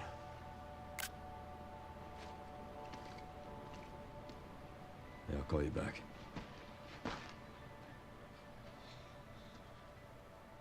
It's over then. Yeah. Opus really was our last hope. Well, let's pray Umbrella hasn't left us any more nasty surprises. I wish we could have saved Emily. Grace. I didn't hit any of her vitals. She could still be alive. What are you saying? Maybe we can save her.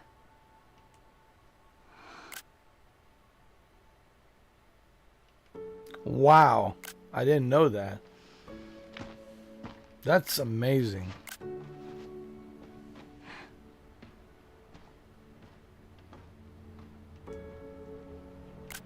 The government has confirmed the existence of an actively trading bioweapons lab located here in the ruins of Raccoon City.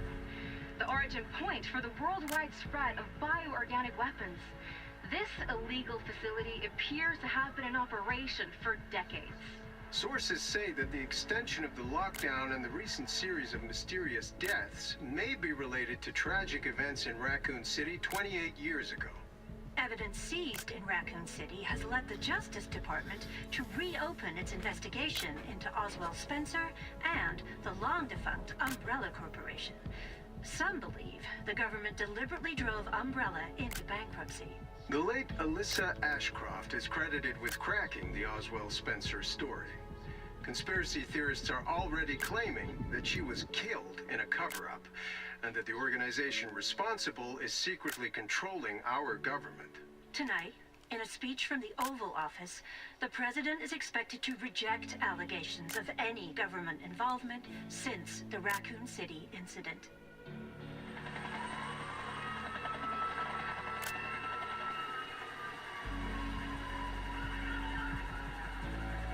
There she is.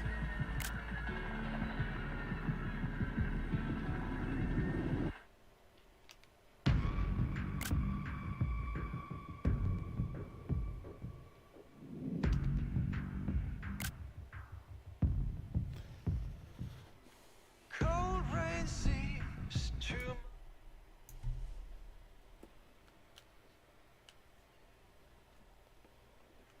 All right, so there you have it, guys.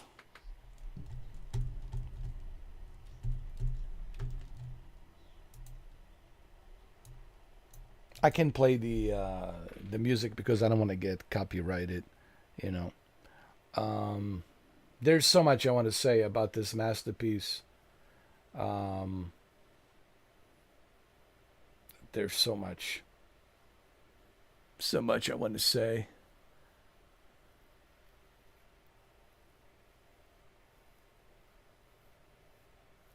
There's so much.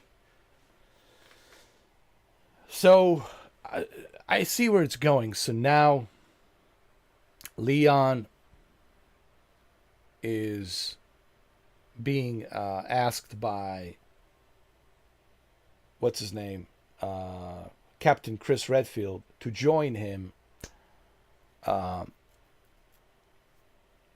Because I don't think Leon knows what Redfield knows, what happened with Village and what happened in Louisiana with Resident Evil 7 Biohazard.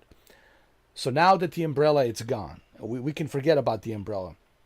There's another organization, and it's called The Connections.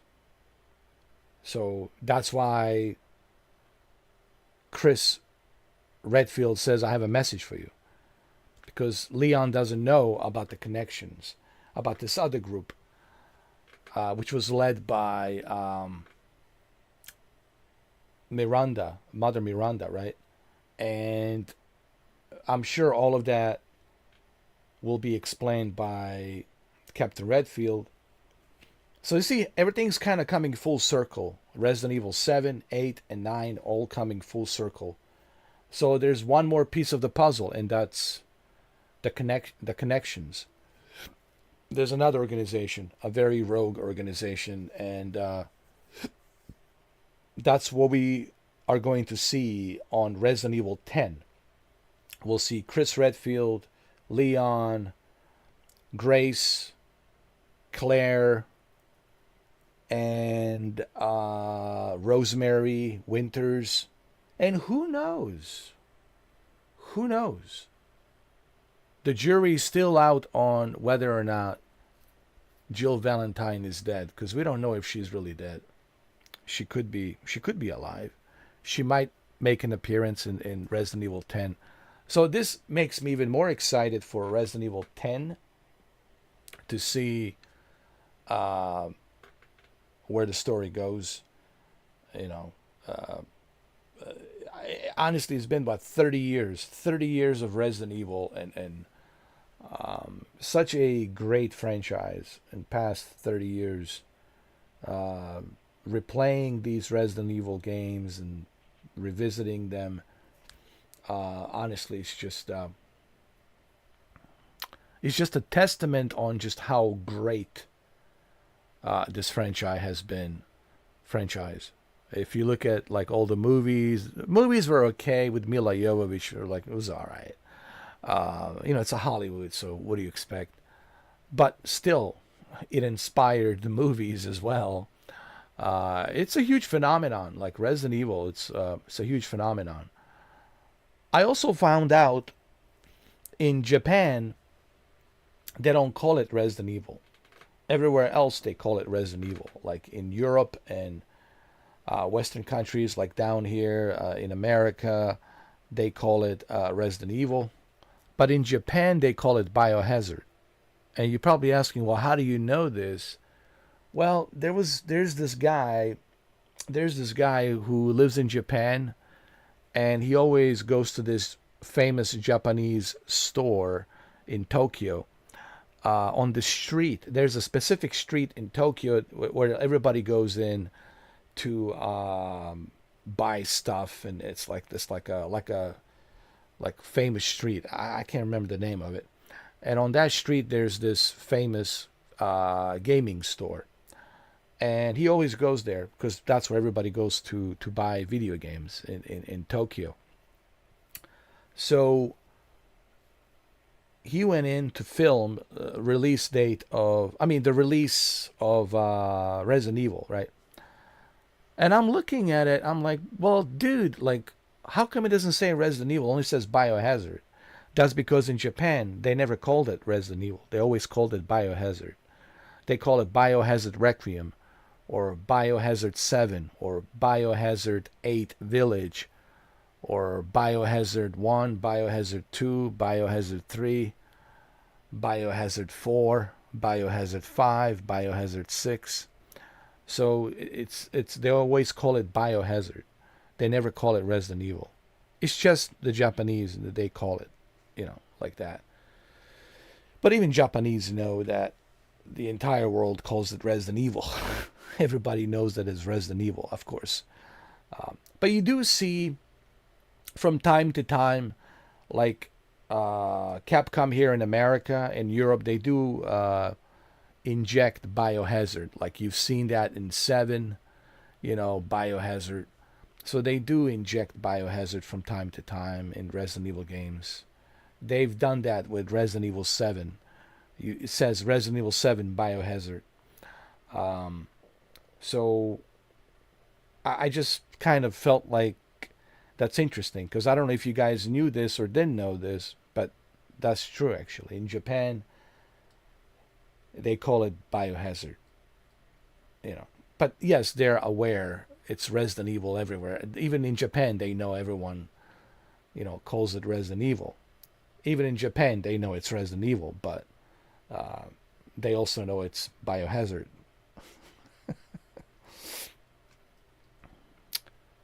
So, I don't know, what else can I say about Resident Evil 9 Requiem. What a masterpiece, a truly a masterpiece. And you know what's even more surprising? Yes, I know the game, it's a masterpiece, but even the more surprising part about this game is I've been playing it on Nintendo Switch too, and I haven't had one single issue. I haven't had one single issue.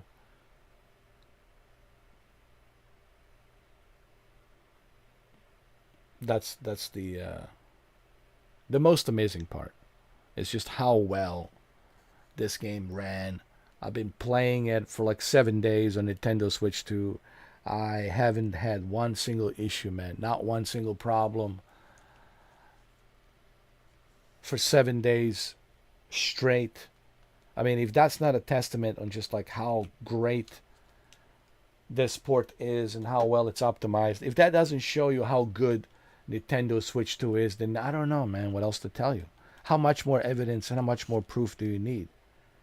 I mean, if this is not a proof enough to you, like how well this game ran on Nintendo Switch 2, not one single hiccup, not one single issue in 7 days, then I don't know how much more evidence do you need, man.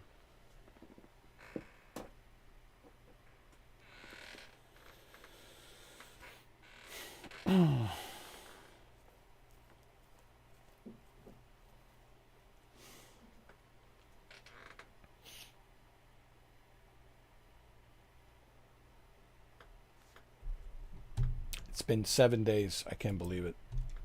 7 days. Wow.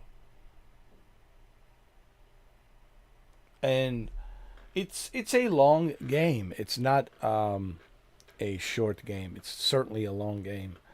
From the beginning, right from the beginning, this game, it's something special, something epic.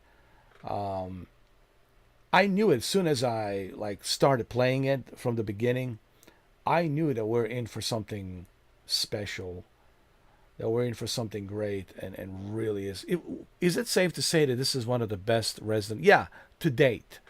To date meaning as of 2026. Yeah, as of now, this is one of their best, Resident Evil games.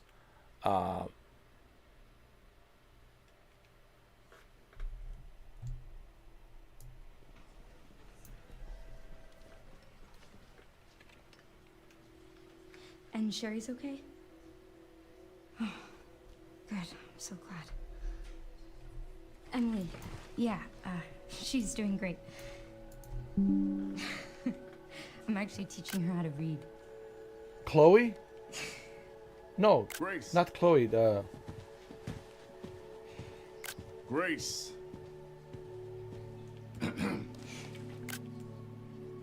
Where's that report? Sorry. Leon, gotta go. Catch up soon.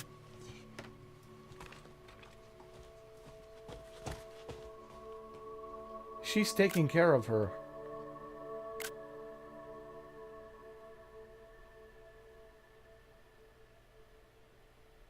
Okay.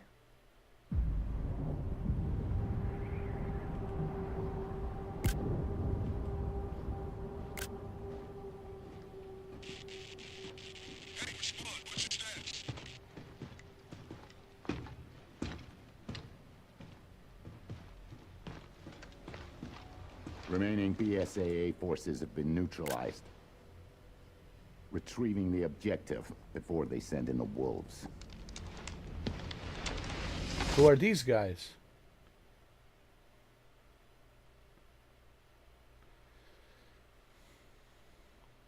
Maybe these guys are part of the connections. You see, that might be that other group, the connections. That's what I'm thinking. This could be that other group, the connections. The following content has been edited as a bonus. Grace report. Challenge is complete. Hope and Requiem. Nice. We got bonuses here. Special content. Concept art. Models. Behind the scene videos. Grace report. Grace report. The truth behind Raccoon City. Are you guys ready for this? Introduction. In 1998, Raccoon City was devastated by a massive outbreak caused by a viral leak from the pharmaceutical giant Umbrella. The United States government responded by launching a missile strike to wipe out the infected and erected blockade to seal off the city. In 2004, following a court trial, the Umbrella Corporation declared bankruptcy. A complete account of events was never released. Nothing surprising.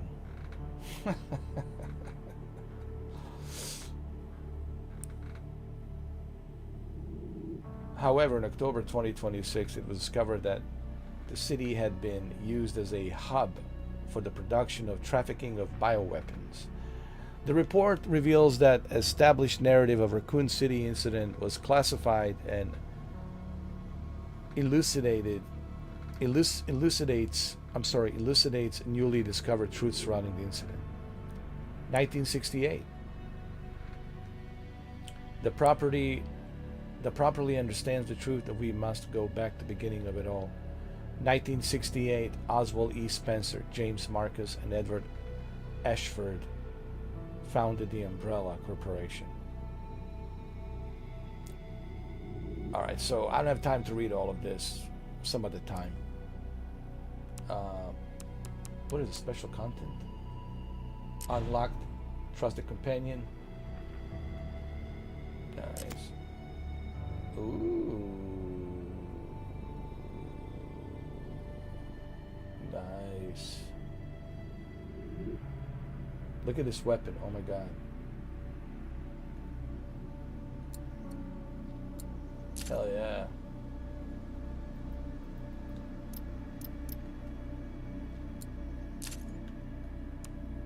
Hell yeah. Change costumes.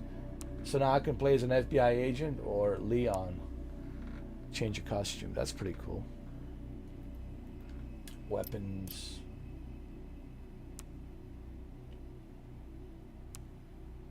Matilda. Leon.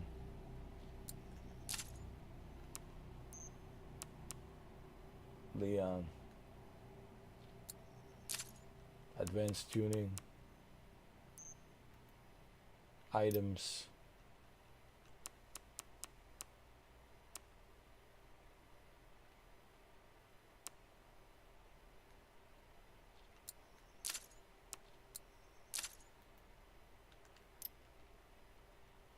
This is so cool.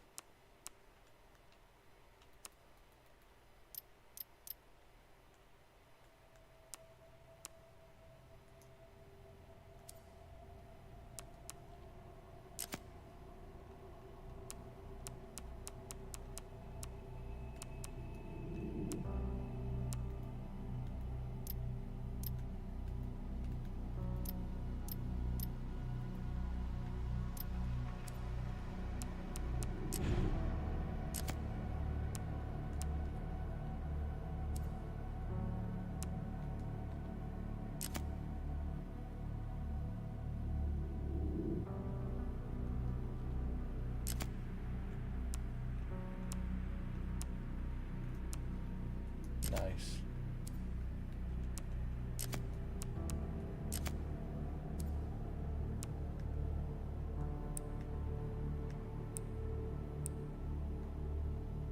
Tactical light, nice.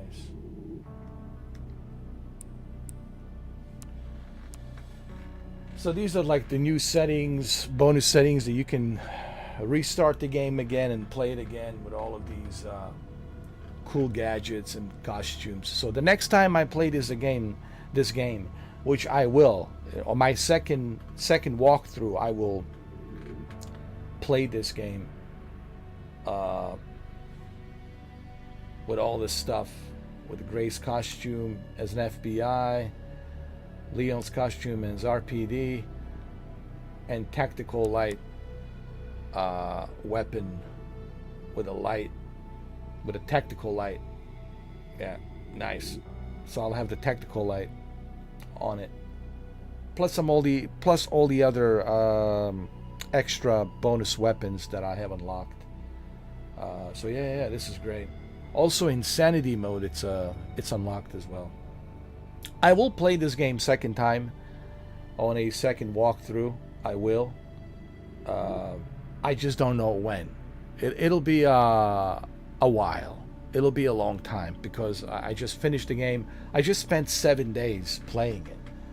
I want to focus on Resident Evil 7 tomorrow and Resident Evil 8, and then after 7 and 8 I want to focus on Pragmata, play some Pragmata, and then after Pragmata,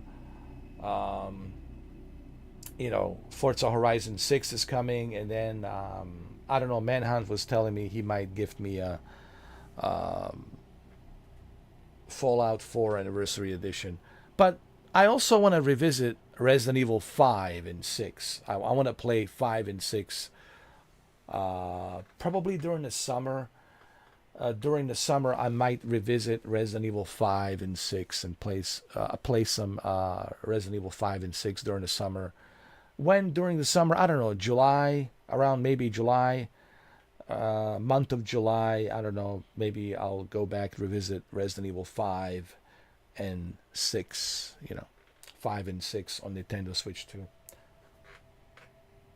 So cool.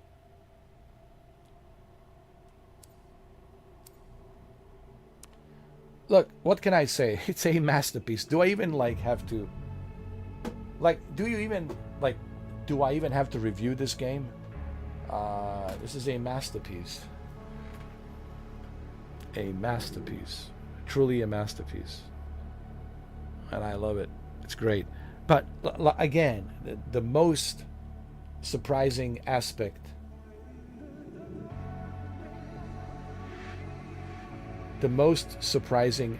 of this game is how well it runs on Nintendo Switch 2. How well they have calibrated. They really have calibrated this game so well to run on Nintendo Switch 2. Not one issue, not one single hiccup. I mean, look at some of these photos.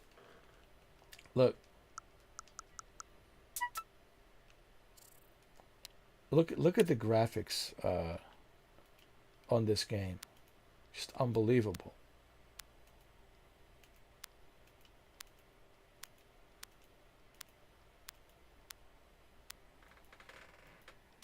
Hold on. We need to go through more of these photos.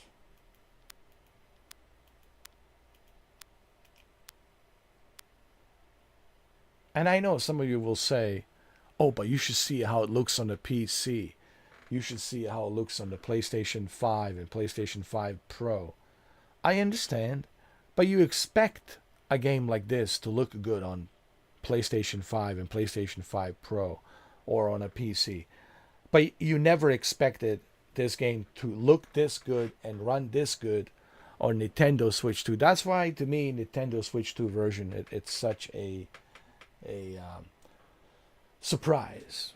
I didn't see this coming. You know, this really is a surprise. And I listen, I've taken so many photos here. It's ridiculous. I mean, look at this, man. Just looks amazing.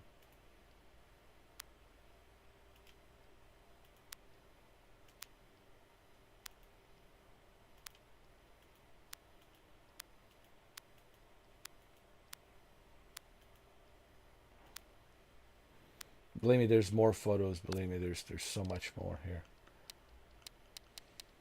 I have so many photos.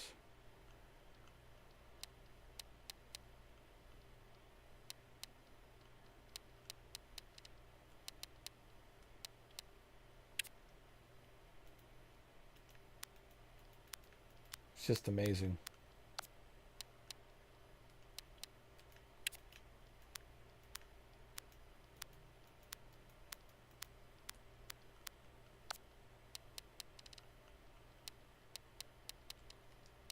Look at this.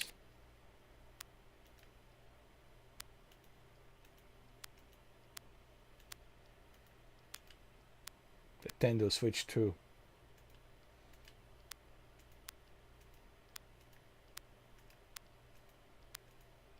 So this proves to me that Nintendo Switch 2 can handle whatever you throw at it.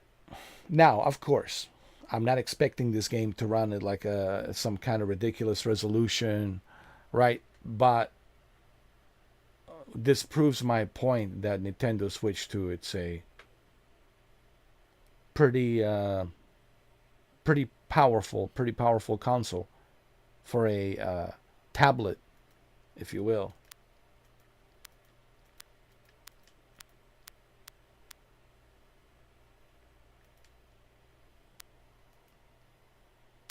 Look at this.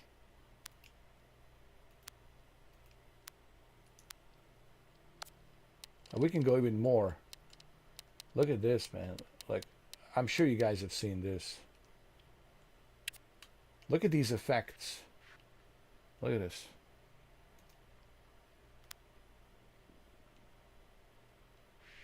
This is all in-game. This is not like, you know, yeah, I can zoom in. It still looks, even when you zoom in, it still looks great.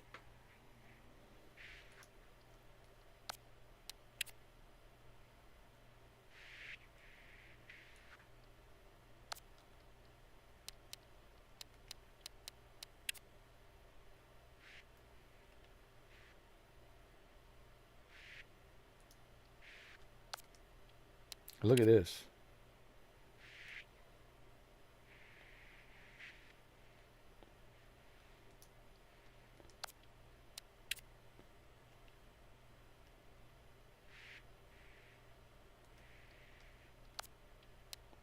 And with HDR, believe me, it looks even better. You guys cannot see the HDR, but I can see it. And on HDR, this looks even more amazing.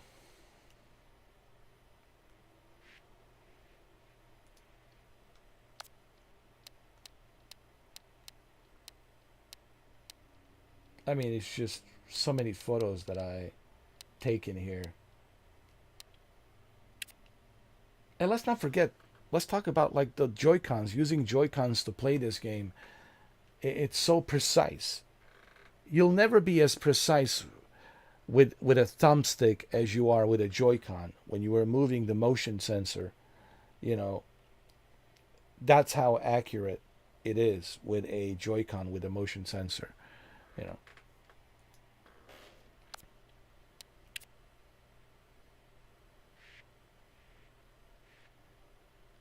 Just amazing. Amazing. Amazing. Just amazing.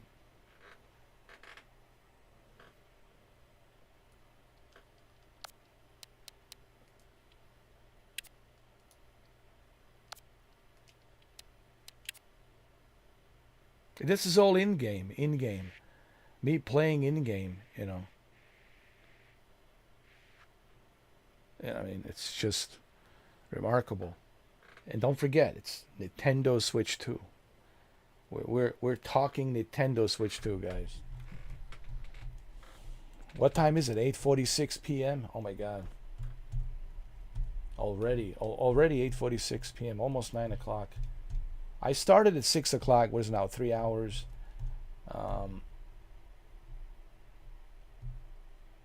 Yeah, around 6 o'clock, around there somewhere I started.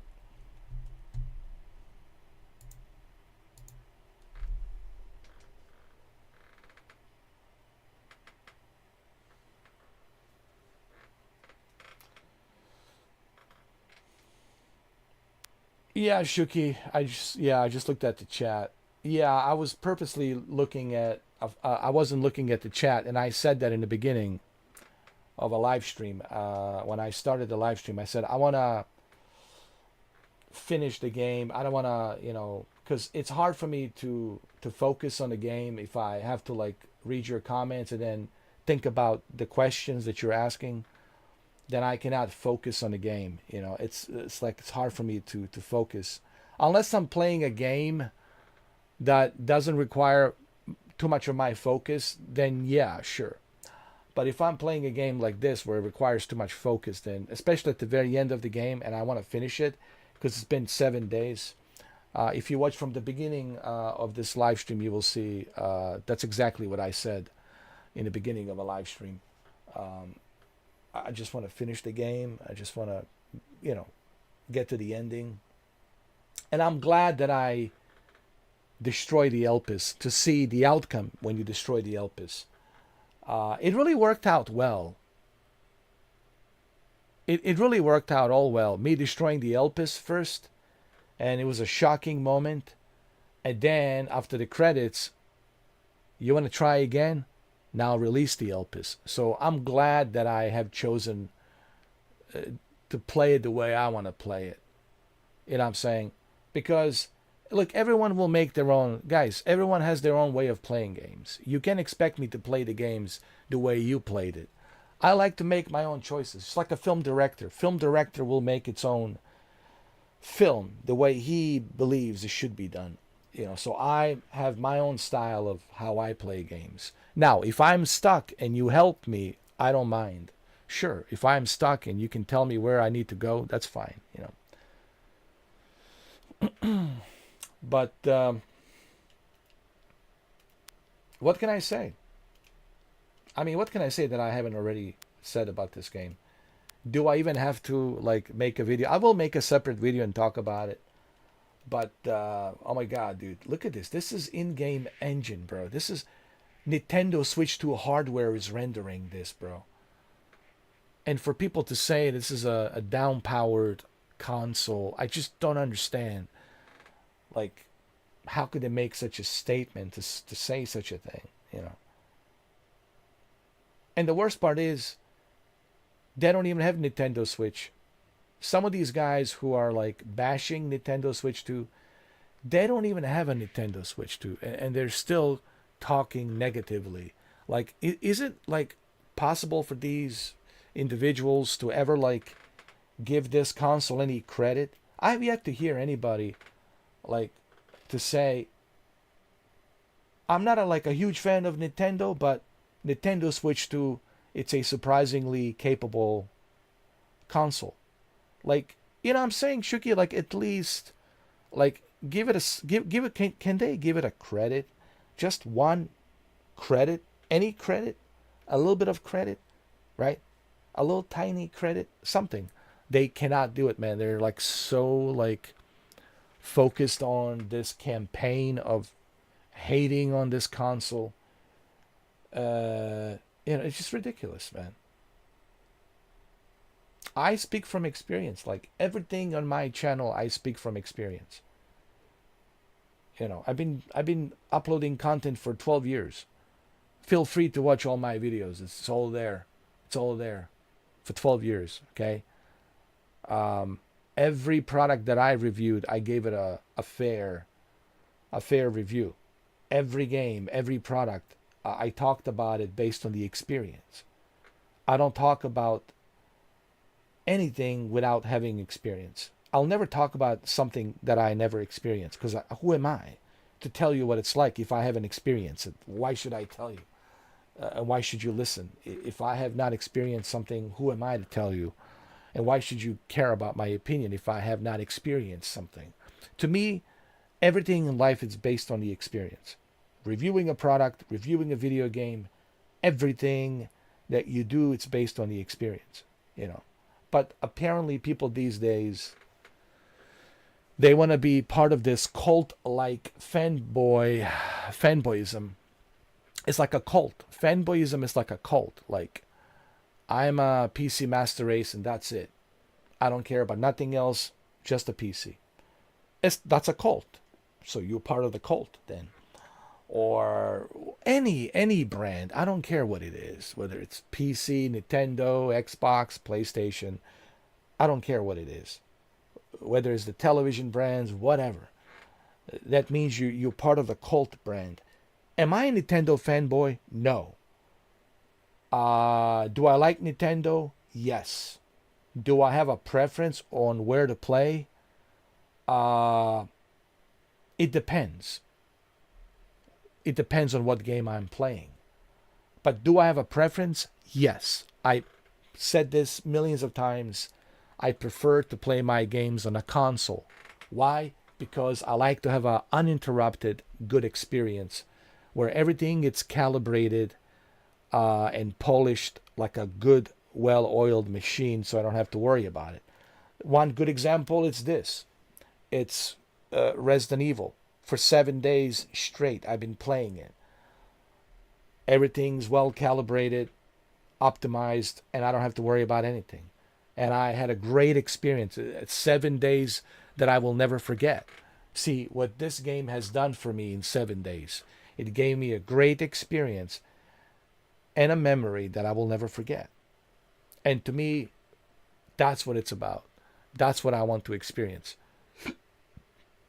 There's nothing wrong with the PC, but with the PC, I know there's a pretty good chance it might not work that well. And I'm going to have to constantly tweak things and adjust things and download the new drivers and you know, I'll constantly will have to be dealing with that and trying to optimize the game to run the best, you know. That's not to say that I don't play PC games. Shuki knows I play PC games. I played it. But I do have a preference. You know, my preference has always been consoles. I'm not against PC, okay? But my preference has always been consoles because they're more convenient and it's a more convenient way to play. I mean, look at Fast and the Furious Crossroads. The game froze. Look at Resident Evil 3. I had to adjust the resolution settings. I had to lower the settings down to medium settings. In order 1440p to medium settings. I had to like adjust the game. And that kind of sucked because it kind of interrupted my experience. You know, now it's inconvenient. Now like, oh God. I was just having a good time. I was playing as Jill Valentine. Yes, I finished the game on a PC, yes. But I had to be interrupted a few times, or a couple of times, I'm sorry. It might have been a few times, where I had to figure out what resolution and what settings to turn on and turn off to finally have a good experience. You know. Same thing with the Ace Combat 7. I had to like figure out what's the best graphic settings for me to enjoy the game. And the best graphic settings was 1080p. And I was playing the game on 1080p. Because on 1440p and 4K, it was just, forget it. It was just, the frame rate and everything was just not good. You see, with a console, I don't have to deal with that. With a console, the experience is ready for me. I'll give you another example, Shuki. Star Wars Outlaws. Remember when the Star Wars Outlaws came out? Star Wars Outlaws. Nothing but problems.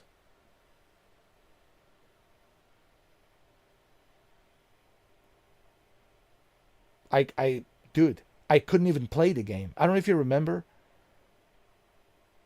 I couldn't even play the game on a PC. I had to play the Xbox Series X version. I couldn't play the PC version. And luckily, I had a Ubisoft Plus, and with the Ubisoft Plus, you can also play on an Xbox Series X if you have Ubisoft Plus. But on a PC, it was unplayable.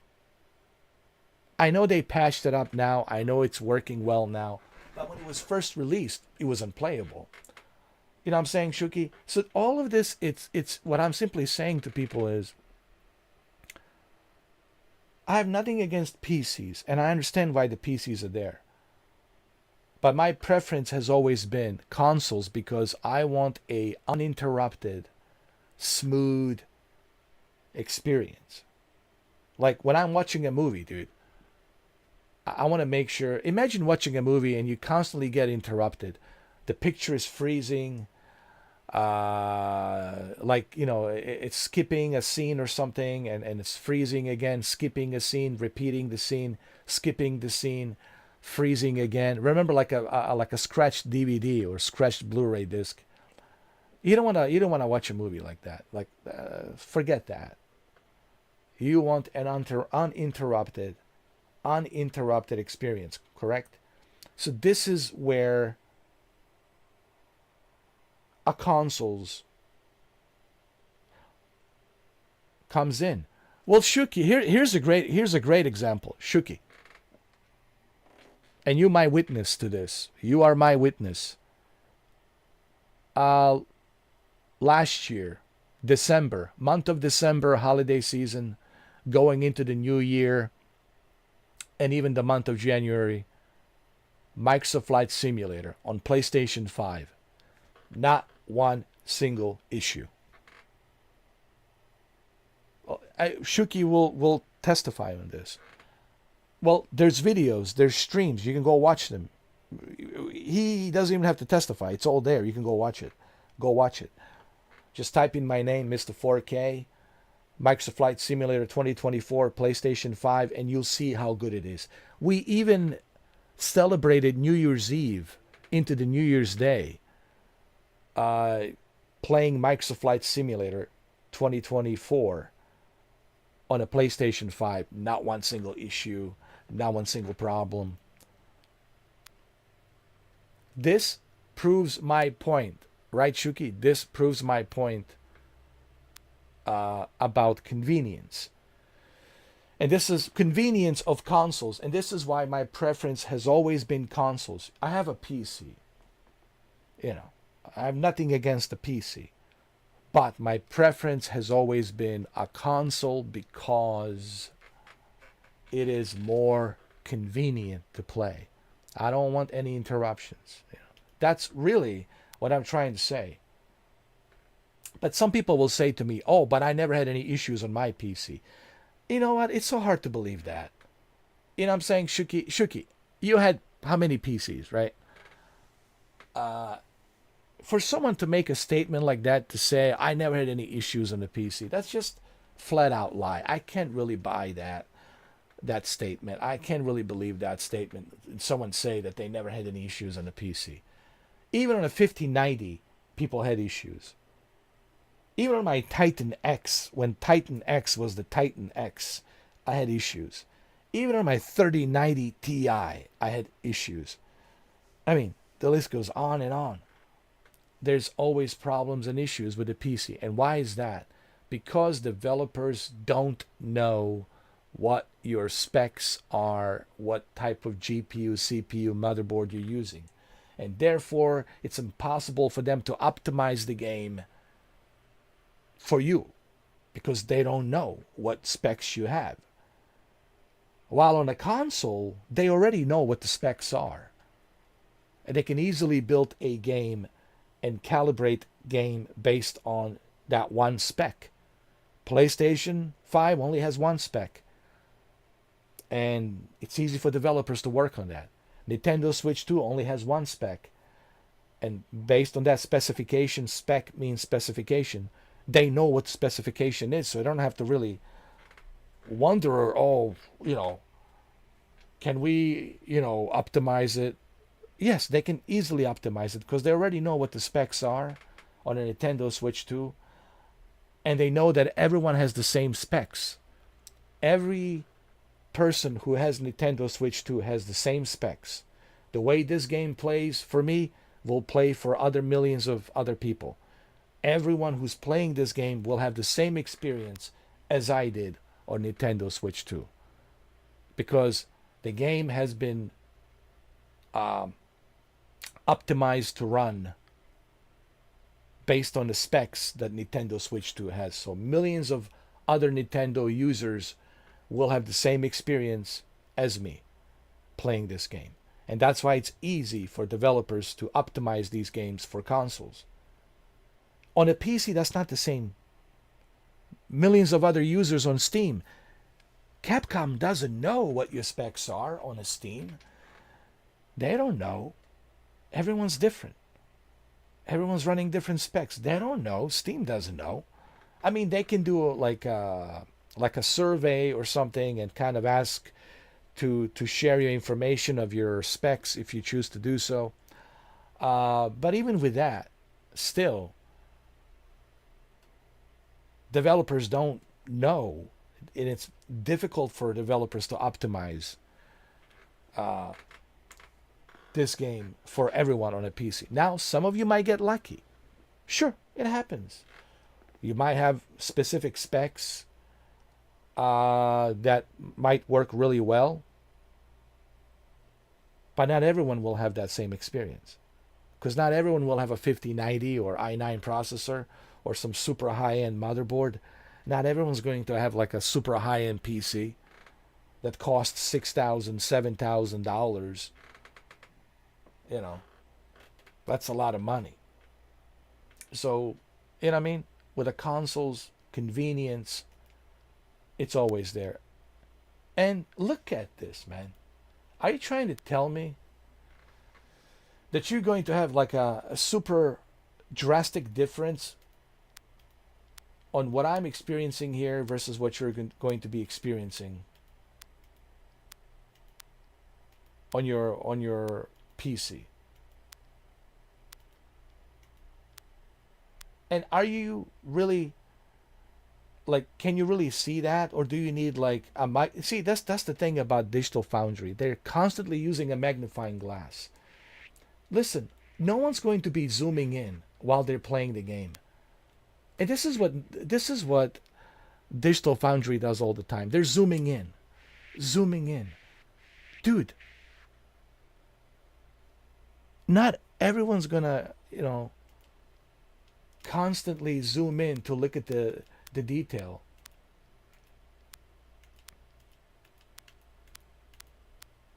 Let me zoom in.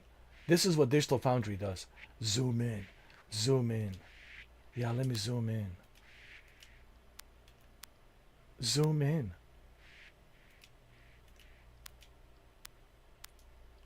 Which I find is so ridiculous. Zoom in. Zoom in.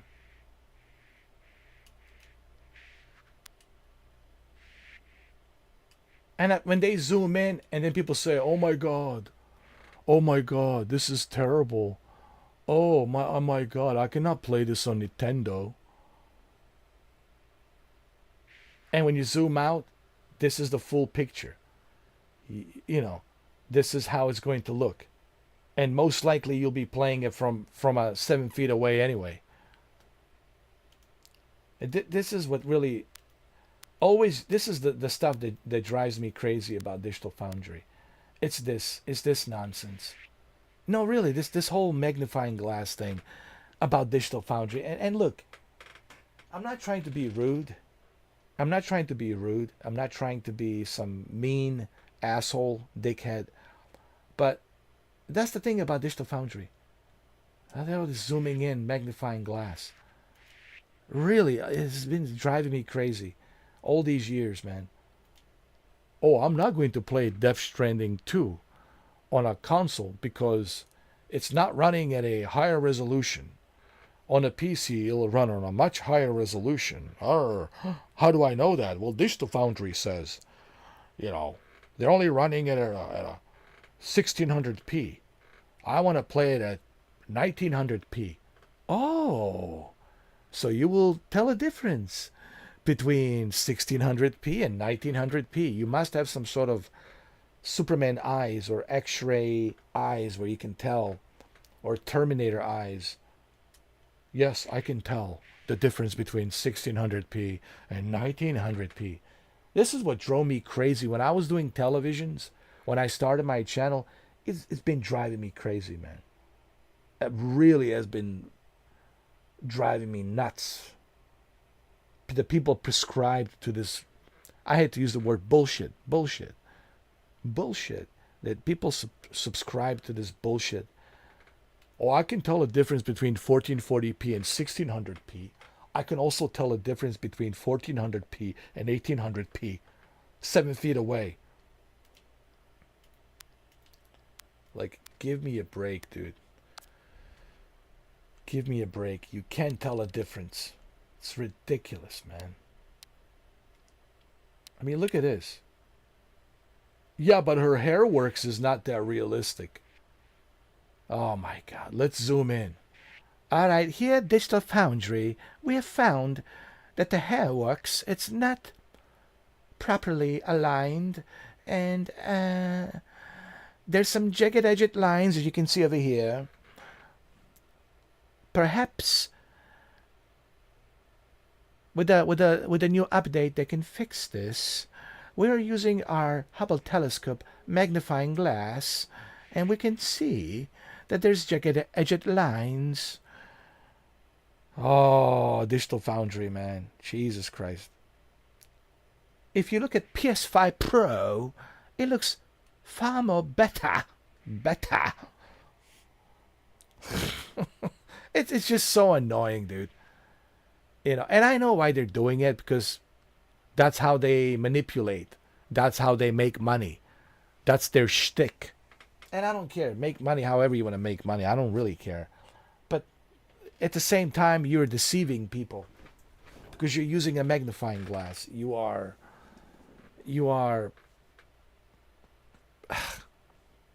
manipulating people.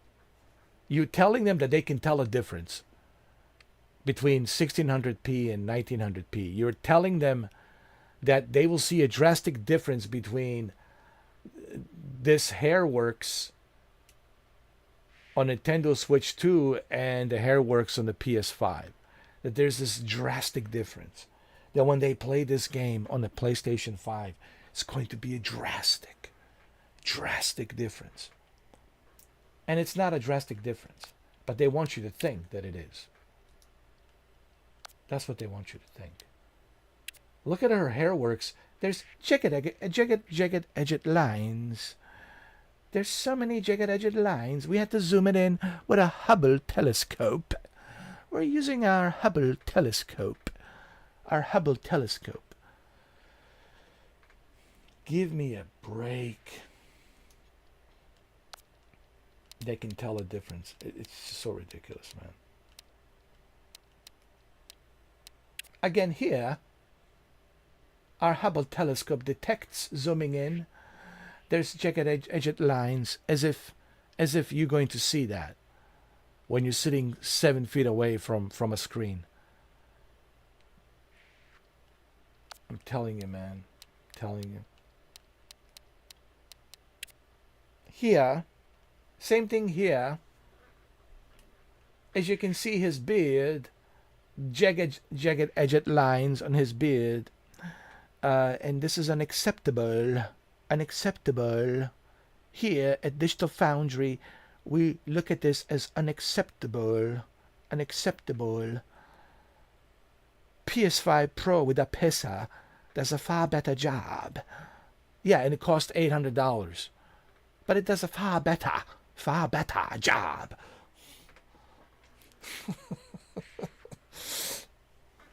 I know, it's ridiculous. And the most ridiculous part is people buy into it. People buy into that bullshit. That's the sad part. They buy into that bullshit, you know. And they think they've convinced.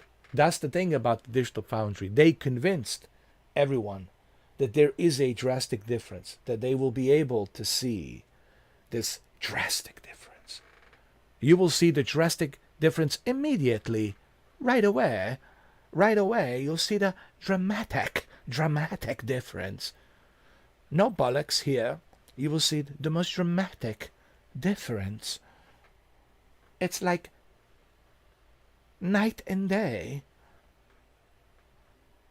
So, we choose a PISA, PS5 Pro Professional, because it's a professional. And does a far better job than Nintendo, more down-powered Nintendo Switch 2. Even here, we're going to use a Hubble telescope. I know you're sitting 7 feet away from your television, from your telly. So we're going to zoom in with a Hubble telescope, and we're going to show you the jagged-edged lines, which you cannot see unless you actually use a magnifying glass. But leave it to us. We'll do it for you.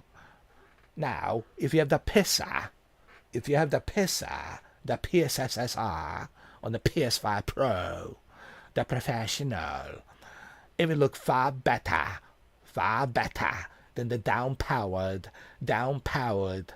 Nintendo Switch 2.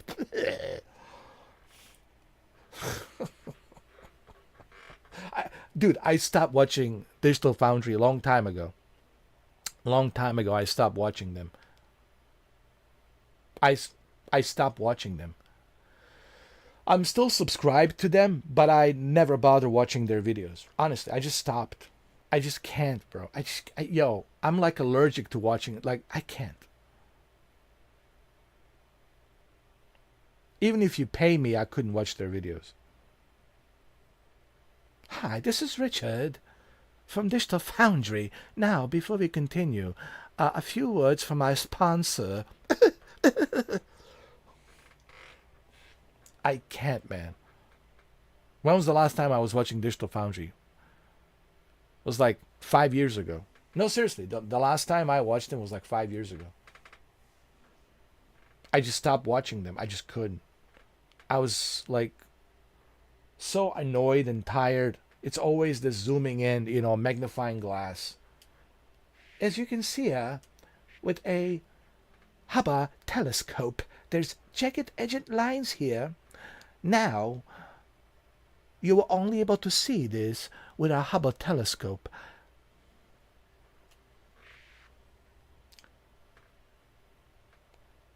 So, hold on. So you think Nintendo Switch 2 fanboys are not going to play this on Nintendo Switch 2, and they're going to go ahead and run out to the store and spend $800 to $1,000, depending where you live, on which continent, to buy a PS5 Pro just so they can eliminate those jagged-edged lines. You're trying to tell me that they're going to not buy Nintendo Switch 2 generation pack, and they're just going to run out and buy a PS5 Pro pisser, and they're just going to spend $800, $1,000 so they can just eliminate those jagged-edged lines. And they need a Hubble telescope in order to see it.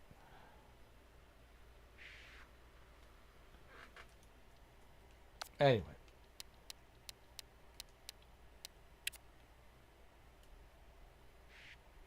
And then you have PC Master Race, guys. Oh, God. My ultra-wide. I was among the very... First of all, I just want to say this for the record. And I'm not saying this, Shuki, to brag about myself. Because, you know, my videos are all documented in past 12 years.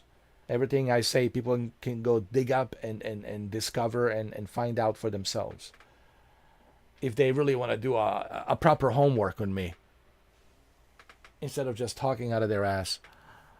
I was among the very first individuals to purchase the very first ultra-wide 32:9 Samsung ultra-wide monitor. And what was this? Back in 2017. Okay. Okay. Okay. So, I don't need all you ultra-wide fanboys to tell me about your ultra-wide experience. I've been experiencing ultra-wide while you were still, I don't know, playing with your balls and your micro penis. I don't know.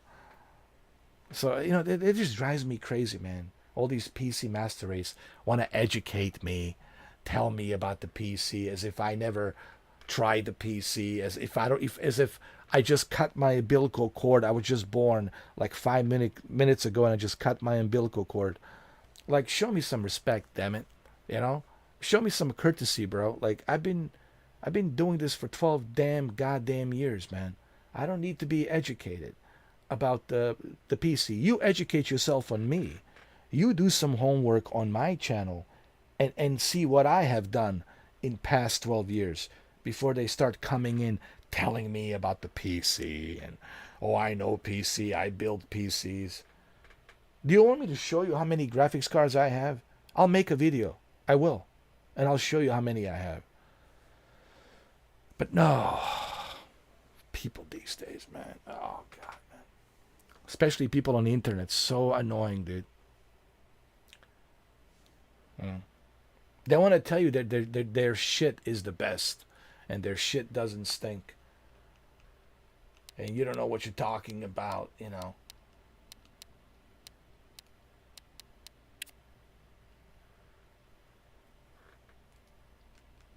But anyway. Nintendo Switch 2 looks amazing. Plays amazing. Okay, guys. Look at this. Look at her sweat, bro. Look at this. Yeah, but it's kind of blurry. Here, they're using a blurry effect. Now, on a PISA, on the PS5 Pro, and on the PC, there is no blur effect, and it looks much better, much clearer, much better. On a 1590, path ray tracing shines the light better on her cheeks. Yeah, path ray tracing.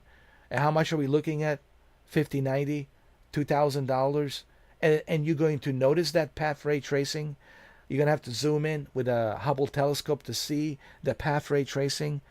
And how's your performance going to be? Yeah, exactly. Digital Foundry, man. Ridiculous. Just ridiculous.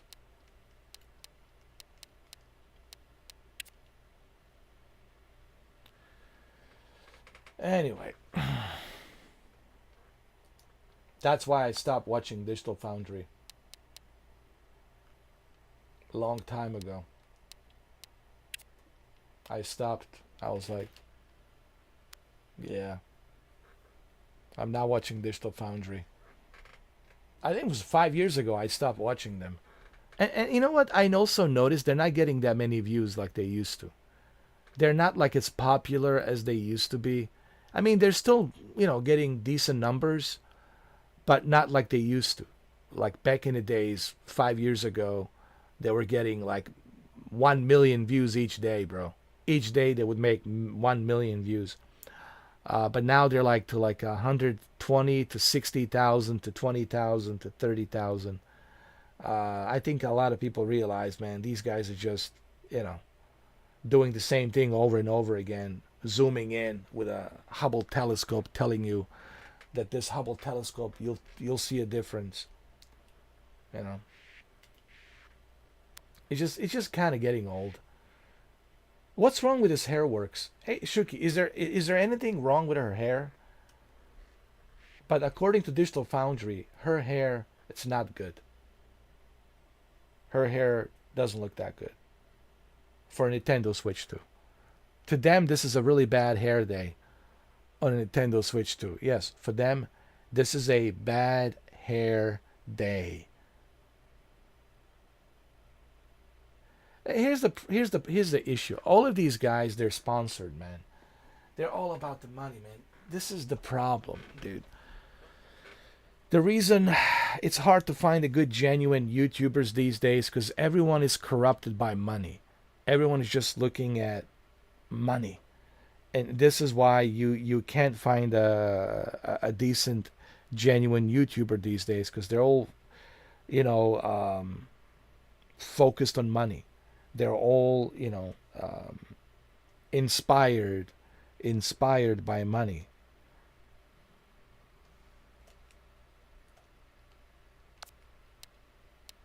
This is a bad hair day. That's what Digital Foundry wants to say. It's a bad hair day. How about this is fantastic for Nintendo Switch 2? How about it's not a bad hair day? How about this is fantastic for Nintendo Switch 2? It's a bad hair day. Look.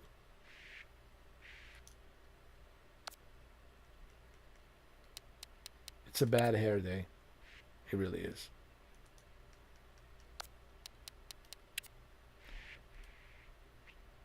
It's a bold bad day. You see, his bald head has jagged-edged lines. Can't you see that this bald head has the jagged-edged lines? Now on a PISA, on the PS5 Pro, there is no jagged-edged lines. On a 1590, there is no jagged-edged lines. They do a much better job.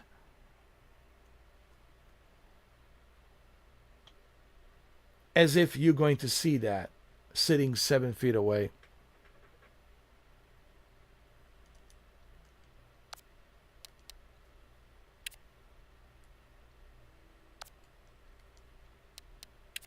Even here, there's jagged-edged lines.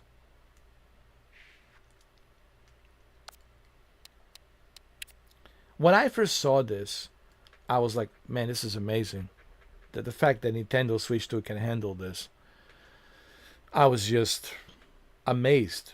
I was like, I couldn't believe it. Wow, who would have thought? And then I realized, as you can see here, his beard, jagged-edged lines. His bald head also has the jagged-edged lines. As you can see, right here, there's jagged-edged lines on his bald head. And it's not appropriate to have jagged-edged lines. We do not appreciate jagged-edged lines. You can even see the scar, dude. Is there a scar? He has a scar right below his ear. We don't care about the scar. We're talking about the jagged-edged lines on his little hairs, little gray hairs. He's not completely bald, but you can't see how many gray hairs does he have. On a 5090, you can tell exactly how many hairs he has when you zoom in. That's Digital Foundry for you, bro. That's Digital Foundry.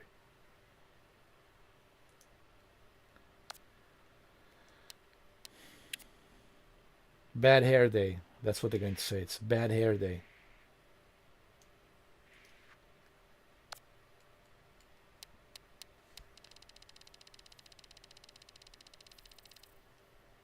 Anyway.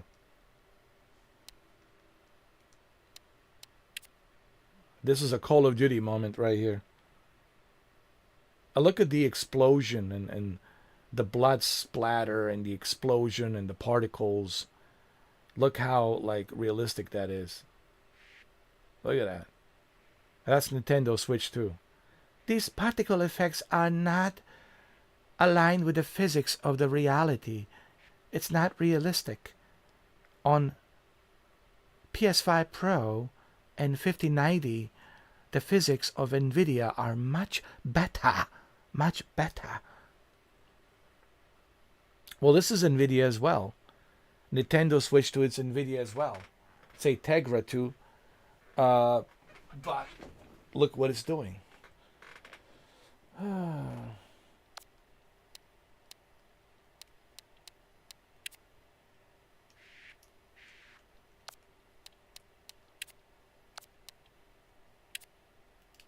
I'm sure they'll say something about this as well. There's jagged-edged lines, as you can see here, on his handgun, on his holster. There are jagged-edged lines. Anyway, guys, Nintendo Switch 2 version, it's amazing. I've been playing it now for 7 days. I finished it. Tomorrow I will play Resident Evil 7 to see how Resident Evil 7 runs. Now that we finished Resident Evil 9 Requiem. Nintendo Switch 2 has really impressed me. Really has impressed me.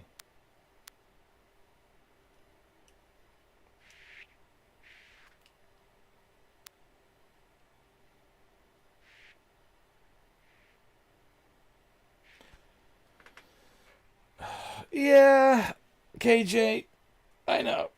Thank you, brother. Appreciate it. Yeah. Appreciate that. Thank you.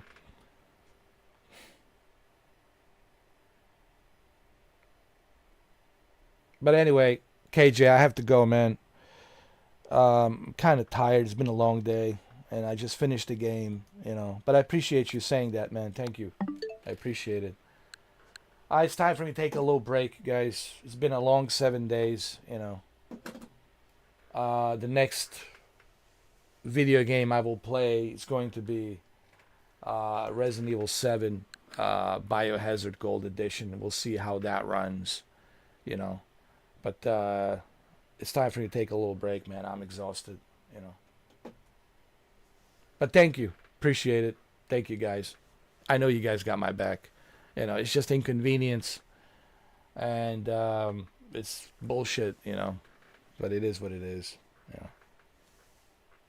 I'm just tired of bullshit, man. You know, just like it's always some bullshit, man. You know what I mean? It's almost like no one even cares, man. It's like no one gives a shit, man. Like, I put so much hard work into this channel. You know, I'm just sick and tired of being treated like this, man. I hate being treated like this, man. The assholes and these evil fucks, they get a free pass, and I'm being treated like it's my fault. Like I did this. Why the fuck would I want to upload a goddamn video that has the N-word in it for 19 seconds? Why the fuck would I want to do that? Unless I want to suicide my channel and sabotage my channel. Why the fuck would I want to do that? You know, and it's bullshit. You know, it's bullshit. But anyway, they're going to give me another case. They're going to, talk to me. There's going to be another department that's going to be handling the investigation. So we'll see. I'm not giving up on this, man. I'm doing this not just for me, but I'm doing this to protect other content creators as well. You know, and you guys are welcome, you know. You're welcome. Okay, what happened to me can happen to you. No one is safe, all right? And this is bullshit. And YouTube should know better. Their job is to protect the content creators, and they're not doing it. They're allowing these assholes to pass through the,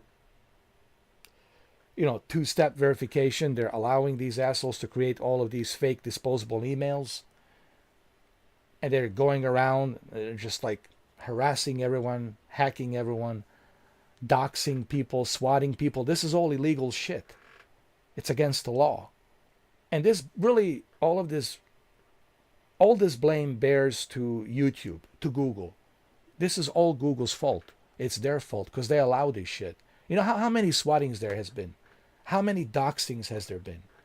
But they never take any responsibility for anything. Even when they go to the Congress, to Capitol Hill, for congressional hearings, they never take any these assholes never take any responsibility. Like Mark Zuckerberg, that asshole, never took any responsibility, even though there were parents behind him whose children committed suicide because of Facebook cyberbullying. And then one of the senators said to him, are you going to stand up? Are you going to apologize to these parents behind you? That you'll do everything you can that this shit never happens again? These billionaires, entrepreneurs, these billionaires, tech fucking guys, they're so out of touch with fucking reality, man. They only think about the fucking money. They don't even care about us and what we have to fucking deal with. But what they forget is, without us, you have no business. You need content creator like me, or Dr. Disrespect, or all the other content creators. Without us, you have no business. You know? So protect your content creators. Don't shit on them. Don't toss them aside like some kind of a garbage. You know? Take care of them. You know what I mean? It's ridiculous. It makes no sense. It really doesn't. Actually, it makes a whole lot of sense because they only care about the money. That's the problem, dude. There's so much incompetence. This is why everything sucks, man. No one is competent. Everyone's a great actor. It's all about the vanity. Did you notice? Everyone's about the vanity, how they look in their suits and everything, and how they speak. It's all like a bunch of actors, bunch of puppet actors. Everyone's just fucking vanity. No one's really gives a shit about anything. No one does what they're supposed to be doing, and that's doing their goddamn job. No one's doing their goddamn job anymore. Everyone's just about fucking vanity and fucking money, you know. And then we have to fucking pay the price. We have to be on the receiving end of that bullshit, you know. Yeah, it's sad, man. It's really that's why, you know, I'm not letting this go. That's why I'm fighting this, because I don't care about these fucking hackers. These motherfuckers will never have a balls to face me face to face in person. Never. Ever. Because they're cowards, pussies. I know that. And I don't give a shit about them. But I want to make sure that YouTube understands, that Google understands, that this is not okay, that this is not all right. What happens to me and what has happened to me could happen to everyone. No content creator is safe. It means if they can breach security of your two-step verification, if somebody can breach the fucking security of your ridiculous, stupid two-step verification and inject a 19-second video that will alert the AI, and then AI will give me a warning or a strike or 3 strikes ban my channel, one day you might just wake up and find out you have no channel anymore. Because they depend on a fucking AI. They don't depend on a human reviewing anything. And YouTube needs to understand. What happened to me can happen to anyone, even bigger YouTubers. And that's why I'm spreading this news. And hopefully that other YouTubers will be aware of this. And we all should unite as a content creators to speak against this bullshit. YouTube is trying to tell me that they don't know who this person is. You don't know where the IP address originated, who injected the video. They're trying to tell me that I made that video, which pisses me off even more. Don't tell me I made that fucking video. I didn't. That's what pissed me off even more. So hopefully someone else that I can talk to will be able to clarify to me what the fuck is going on. What happens next time somebody injects into my fucking channel? What happens the third time? And then my channel is deleted, gone. All the 12 years that I fucking worked hard for, it's fucking down the drain. And does the Google give a shit about that? Does the YouTube give it? No, I don't think they do. I already seen how much they fucking care. This is the bullshit. And that's why I'm exposing them. I'm exposing them because people need to know what the fuck's going on. They need to see my case, full transparency. And I've been doing this shit for 12 fucking years, man. You know.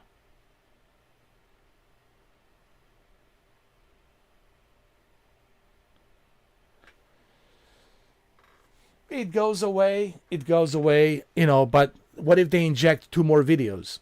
And I wake up one morning and after 3 strikes, that's it. You're banned. Your channel's deleted. What if that happens again, 3 times? All they have to do is inject a couple of more videos and I'm done. Or 3 more videos and I'm done. What if that happens again? YouTube cannot guarantee me anything.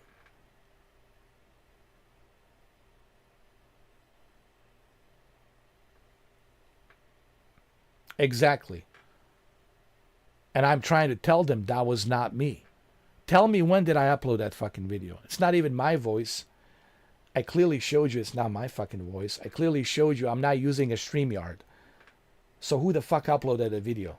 Why the fuck would I upload a 19-second video using a very hateful word? Why the fuck would I want to do that? It makes no fucking sense, dude. It's ridiculous. But this guy didn't give a shit. This specialist, that's why I'm waiting for another specialist from a different department on Silicon Valley and on Google. Because this guy clearly didn't give a shit. Like, he didn't even care. You know. So I want to pursue this matter. They'll be hearing from me every day, dude. I'm going to keep pushing this till I finally get some answers. I already made that clear. I will keep pursuing this shit till I finally get some fucking answers. And this person, it's identified and it's being punished. I don't care how they punish him. Ban his fucking channel or all of his accounts. I don't care. Report him to the authorities. Maybe knock on his door. Have the authorities talk to him and say, are you this racist guy who's hacking people? I'm sure there's laws. Cybercrime Division, FBI, has laws against this. You know, people need to pay the price for what they do. People need to be held accountable for what the fuck they do. That's how you send a message. You can't just do this shit willy-nilly thinking you're not going to pay the price. Either we have laws or we don't have laws. Either we have rules or we don't have rules. So that's why I'm pushing all this pressure on a Google and YouTube so they understand. I can always, contact FBI and tell them, hey, this is what happened to me. And they'll look at my case. And once they start looking at my case, I guarantee you, then YouTube's going to start digging a little bit harder, a little bit faster. Because once they get involved, once the Bureau gets involved, they're going to start digging everything.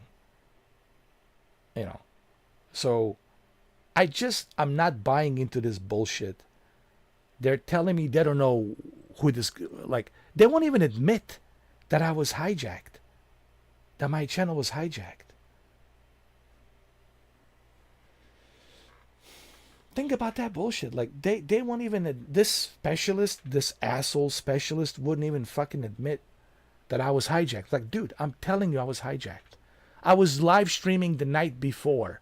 Resident fucking Evil. I went to bed. I woke up the next fucking day with a 19-second video injected into my fucking channel on March 14th. So what? I made that fucking video in my sleep while I was fucking sleeping. I recorded myself in the StreamYard. Get the fuck out of here, man. Yeah, it's been rough, but Resident Evil kept me busy. Manhunt was here. Shuki was here. Yeah, it's just been frustrating, Frustrating to say the least, dealing with this bullshit, man, and even talking about it, man, pisses me off, dude, But thank you for the support,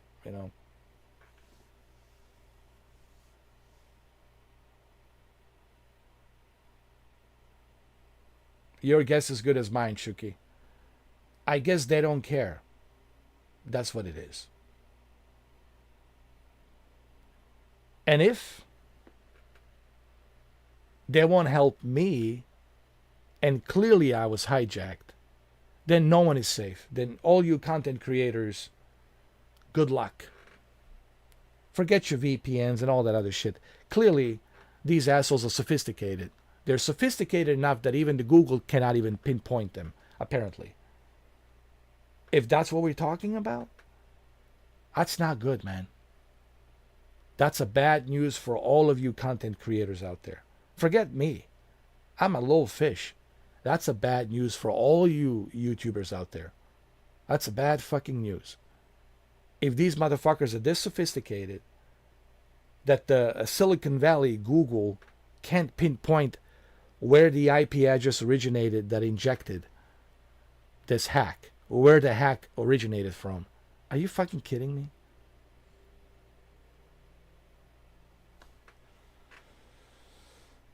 Oh, I will. I will, man. I will fight tooth and nail till I get to the bottom of this, dude. I'm gonna make sure that this individual pays the price. And I don't know if he's watching. If you're watching, dude, you will pay the price for this. Just mark my words, dude. That karma train, it's never late, bro. You will be brought to justice.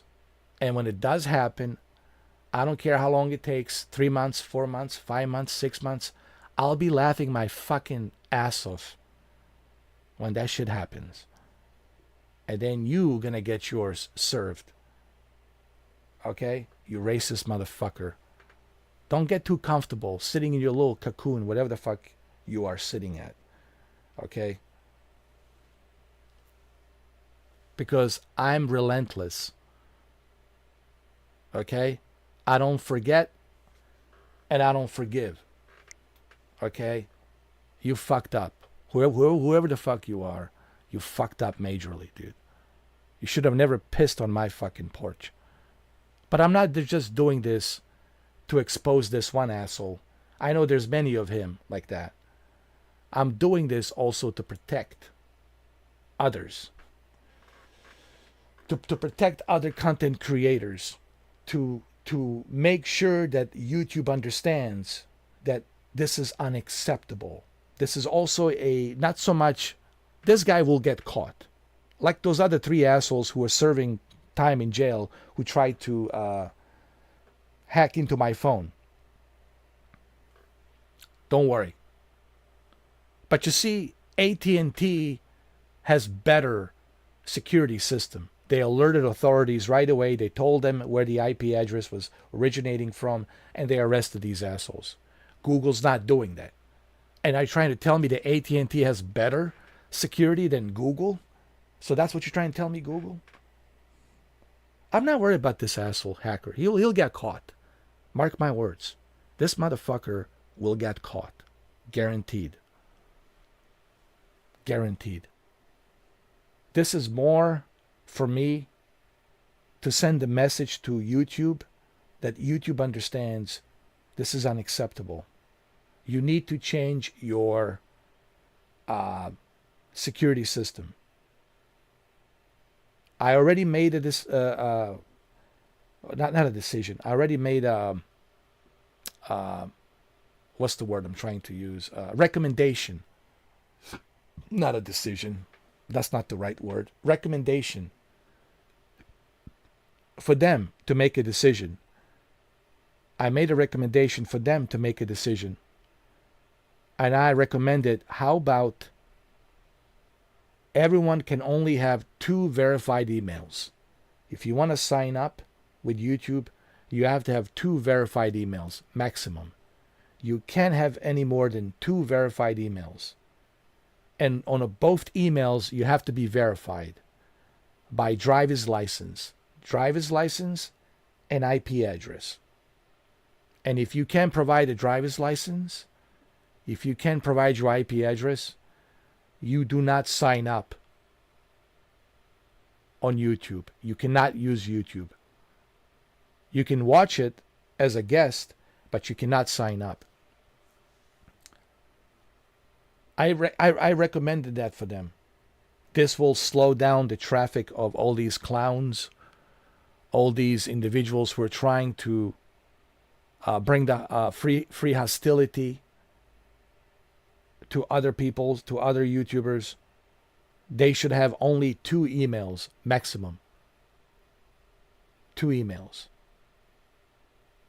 And if everyone is required to show the ID, like Pornhub, if you're going to watch Pornhub, you have to show your ID, your driver's license.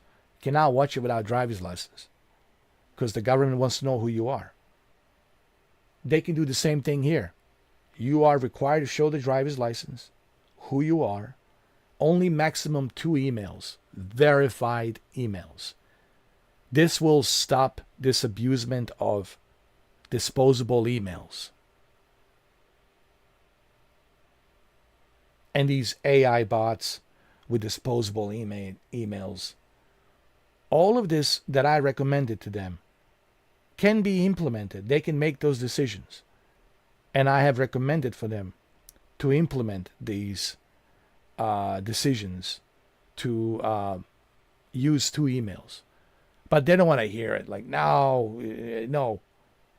You're thinking that our system is not good. Our system's great. Like, they're just denying everything, dude. Like, it's ridiculous. Yeah, I'm finished. I'm done.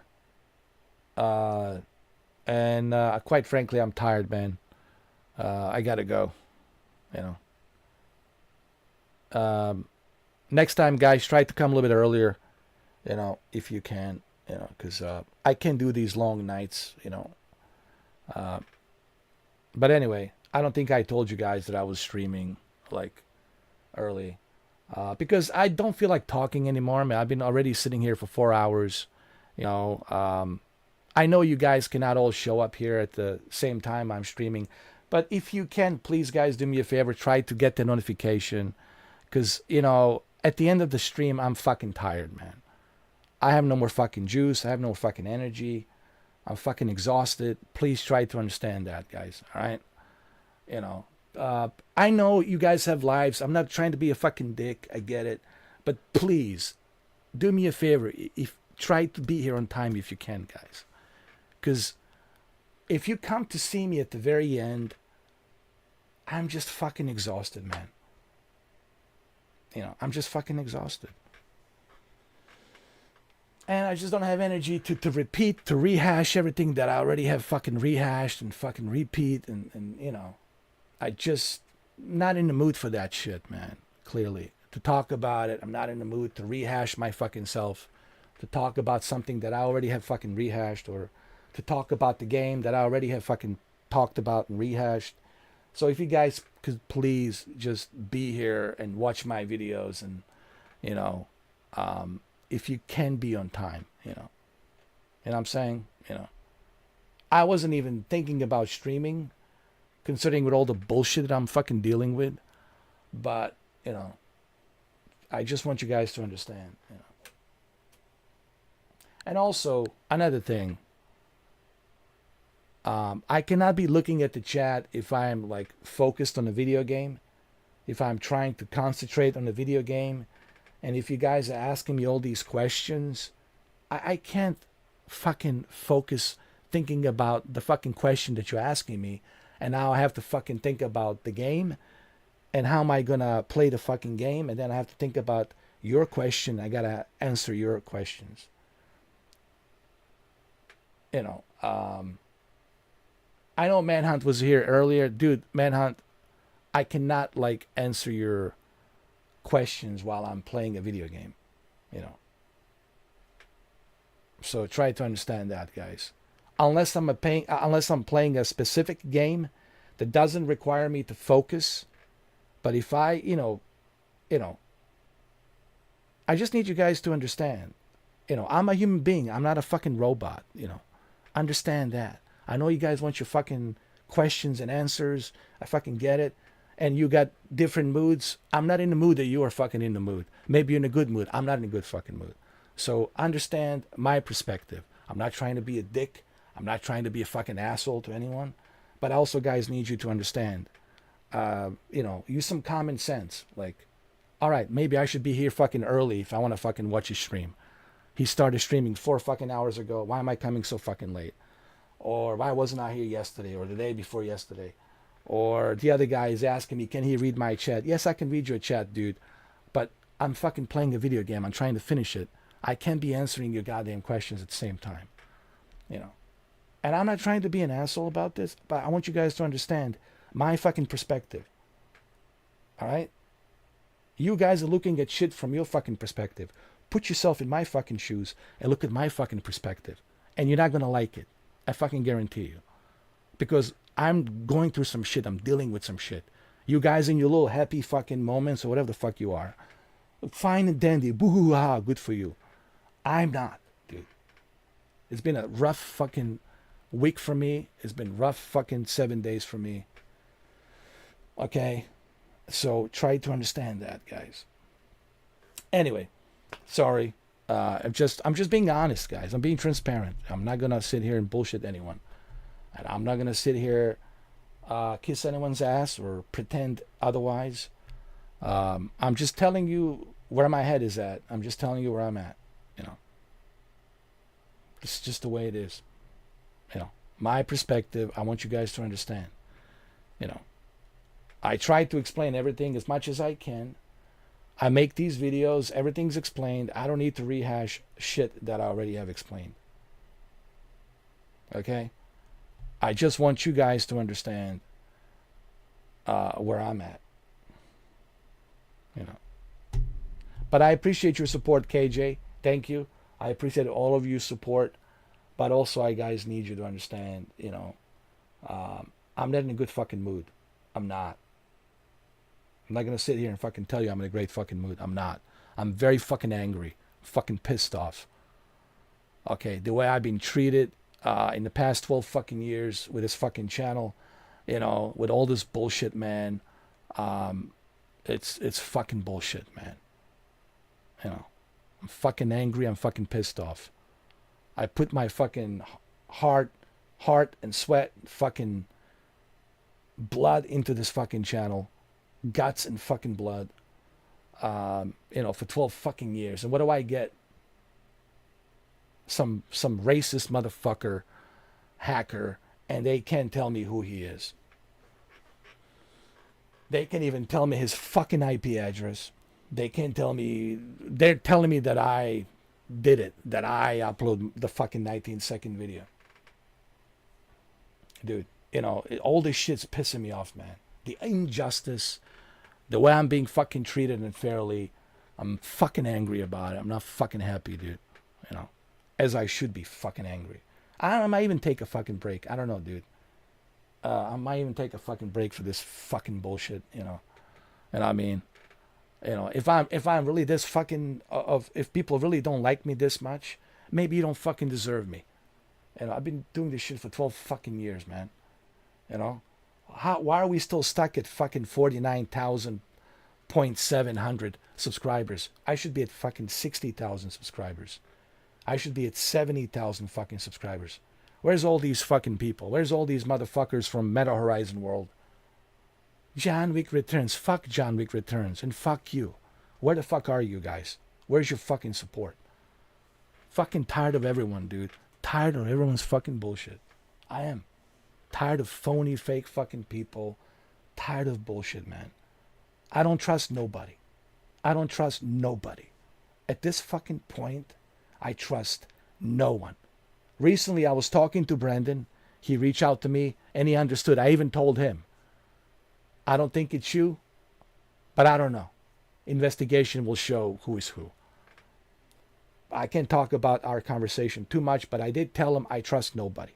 But I appreciate him reaching out to me to say that it wasn't him. But I'm just tired, man. I've been stabbed in the back way too many fucking times. Like a fucking Swiss cheese, man. Been stabbed in the back way too many fucking times. People lying to me, bullshitting to me. I don't trust no one. Words are fucking cheap. Your action says everything. I'm just tired of being stabbed in the back. Way too many fucking times. Way too many fucking times, man. Like a Swiss fucking cheese. And it's always the people whom you trust, whom you're supposed to fucking trust, and then you find out you can't fucking trust them. Then you find out they got so many fucking profiles and emails and different accounts, and they're talking to this person and this fucking person, and they go to fucking Discord and talk this person. They go to fucking Reddit and they talk about me. I can't trust no one. Sorry. I don't trust nobody. I love you, Shuki, but I don't trust you either. I love you, KJ. I don't trust you either. Manhunt, I love you, dude. You seem like a cool guy, but I don't trust you either. I love Javi, and I appreciate him doing this for me, but I don't trust no one. I know how this sounds. It's not paranoia. It's just I'm at the point where I don't fucking trust no one. Please understand that. I've been fucking disappointed and stabbed in the back way too many fucking times in order for me to trust people. And what the fuck have I done to anybody? I always stay in my fucking lane, do my own fucking thing, and I'm the bad fucking guy. I'm just tired of this, man. I am. Tired of bullshit, man. Tired of dealing with this garbage. This constant bullshit, man. 12 fucking years, man. Been grinding this shit. And I don't mean to sound mean. I don't mean to sound like some kind of fucking asshole. I just need you guys to understand my perspective. My perspective, I trust no one. Because I don't know what you guys do once I end this live stream. I don't know what you guys do. I don't know where you go, who you talk to. Even Shuki, I don't know where he goes, who he talks to. I don't know who says what about me. I've been stabbed in the back by way too many people, man, whom I trusted. Okay, I'm not gonna mention names, but I've been stabbed by some very supposedly trustworthy people. I can't trust fucking no one. And I can't even take your word for it. Because I don't know what you do after this stream ends, where you go, what you say about me, and what your true intentions are about me. That's because I can't trust no one. Sadly, that's where we are. So, understand that. From now on, things will be different. I trust no one. Nobody. Until this whole investigation is finished, then I'll have maybe better clarification. Who did what, who's connected to what, who inspired this for this kind of shit. Who's conspiring against me, who's doing this. Until I get some answers, I don't trust nobody. I need to know the real facts and the truth. Who's conspiring against me? Who are these individuals? Who are these Mitches? Who are these individuals? What's going on? Who are these groups? I need to know who's who. I need to know who everyone is. Until further notice, I trust no one. And I'm sorry to say this. I know it sucks, but I have to say it. I trust no one at this point because I cannot trust anyone. All right? And that's it. I have nothing else to say. All right?